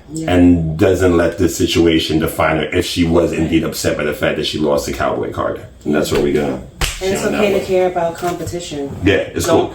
Whatever you want, whatever makes you happy. No, even if it does define you, be the best at it. And it's okay to say that that's what you want. Mm-hmm. If you say, listen, I'm in art because I won a Grammy, then be about it. And that's okay. But know the rules of the game. Just be transparent and understand what it really is about. I just have hope that with this part, with the transition that they mentioned in the show, with Harvey saying that they're trying to transition into, tapping in more and listening to youth more, the youth is the ones that are pushing this movement of authenticity and breaking the barriers and saying, no, we're not allowing this politic thing to corrupt everything. Like, we're not gonna, it doesn't make any sense here. It doesn't make any sense here. I think the Carter family is the last remnants of that. Yeah. I think they come from an older time. I think, again, I respect the Carter family for the business they do. They do business the way I'm taught, and I was taught in my businesses to do business. But there's such thing called business ethics, and when it comes down to it, you'd be surprised how many people sway the line when it comes to business ethics. Oh, I'm not surprised. They always brag about being a business family. They do it the best. Yeah. That's for sure, which is why you haven't seen a Beyonce too. And it's also why you have everyone who is under Jay-Z's label and stuff not aspiring for Grammys, even though they're under one of the most decorated families there. If you're about the Grammys, just know that I pray that the transition means that less artists will have to learn the politics of business, and they can really just go in there with their best art and really have a chance. Absolutely. Oh, and Andre 3000 lost. We didn't get to touch on that this time. But yeah, Andre 3000 lost, and he's been in jazz for all his life. That was the project that he said he wanted to put out since Outkast. And Outkast won. Album of the Year. And some of you guys are going like, yo, who the heck is that? Look it up, because that's one of your greats. That is one of your greats, especially in hip hop, and especially jazz for Andre is low key underrated. It's low key not talked about, but he did jazz. He does jazz better than he does hip hop. That's how great he is, and he lost today. So yeah, I don't think he showed up for the awards, to be honest. I mean, if we can predict it, why would you? Right, guys. I thank you for being not. You know how many people boycott like the weekend, but just don't say it. Like it just be like, thank you for nominating me. I'm gonna keep doing I'm gonna keep doing what I love to do. Right. I appreciate the award. Crazy. So yeah, the best artist, man. The best artist really took that stage. I mean, outside of the whole Beyonce conversation we just had, like it was definitely the best of the best. Definitely one of the best award shows I've seen in a long while. I give it a strong A. It was tight, man. I really enjoyed it.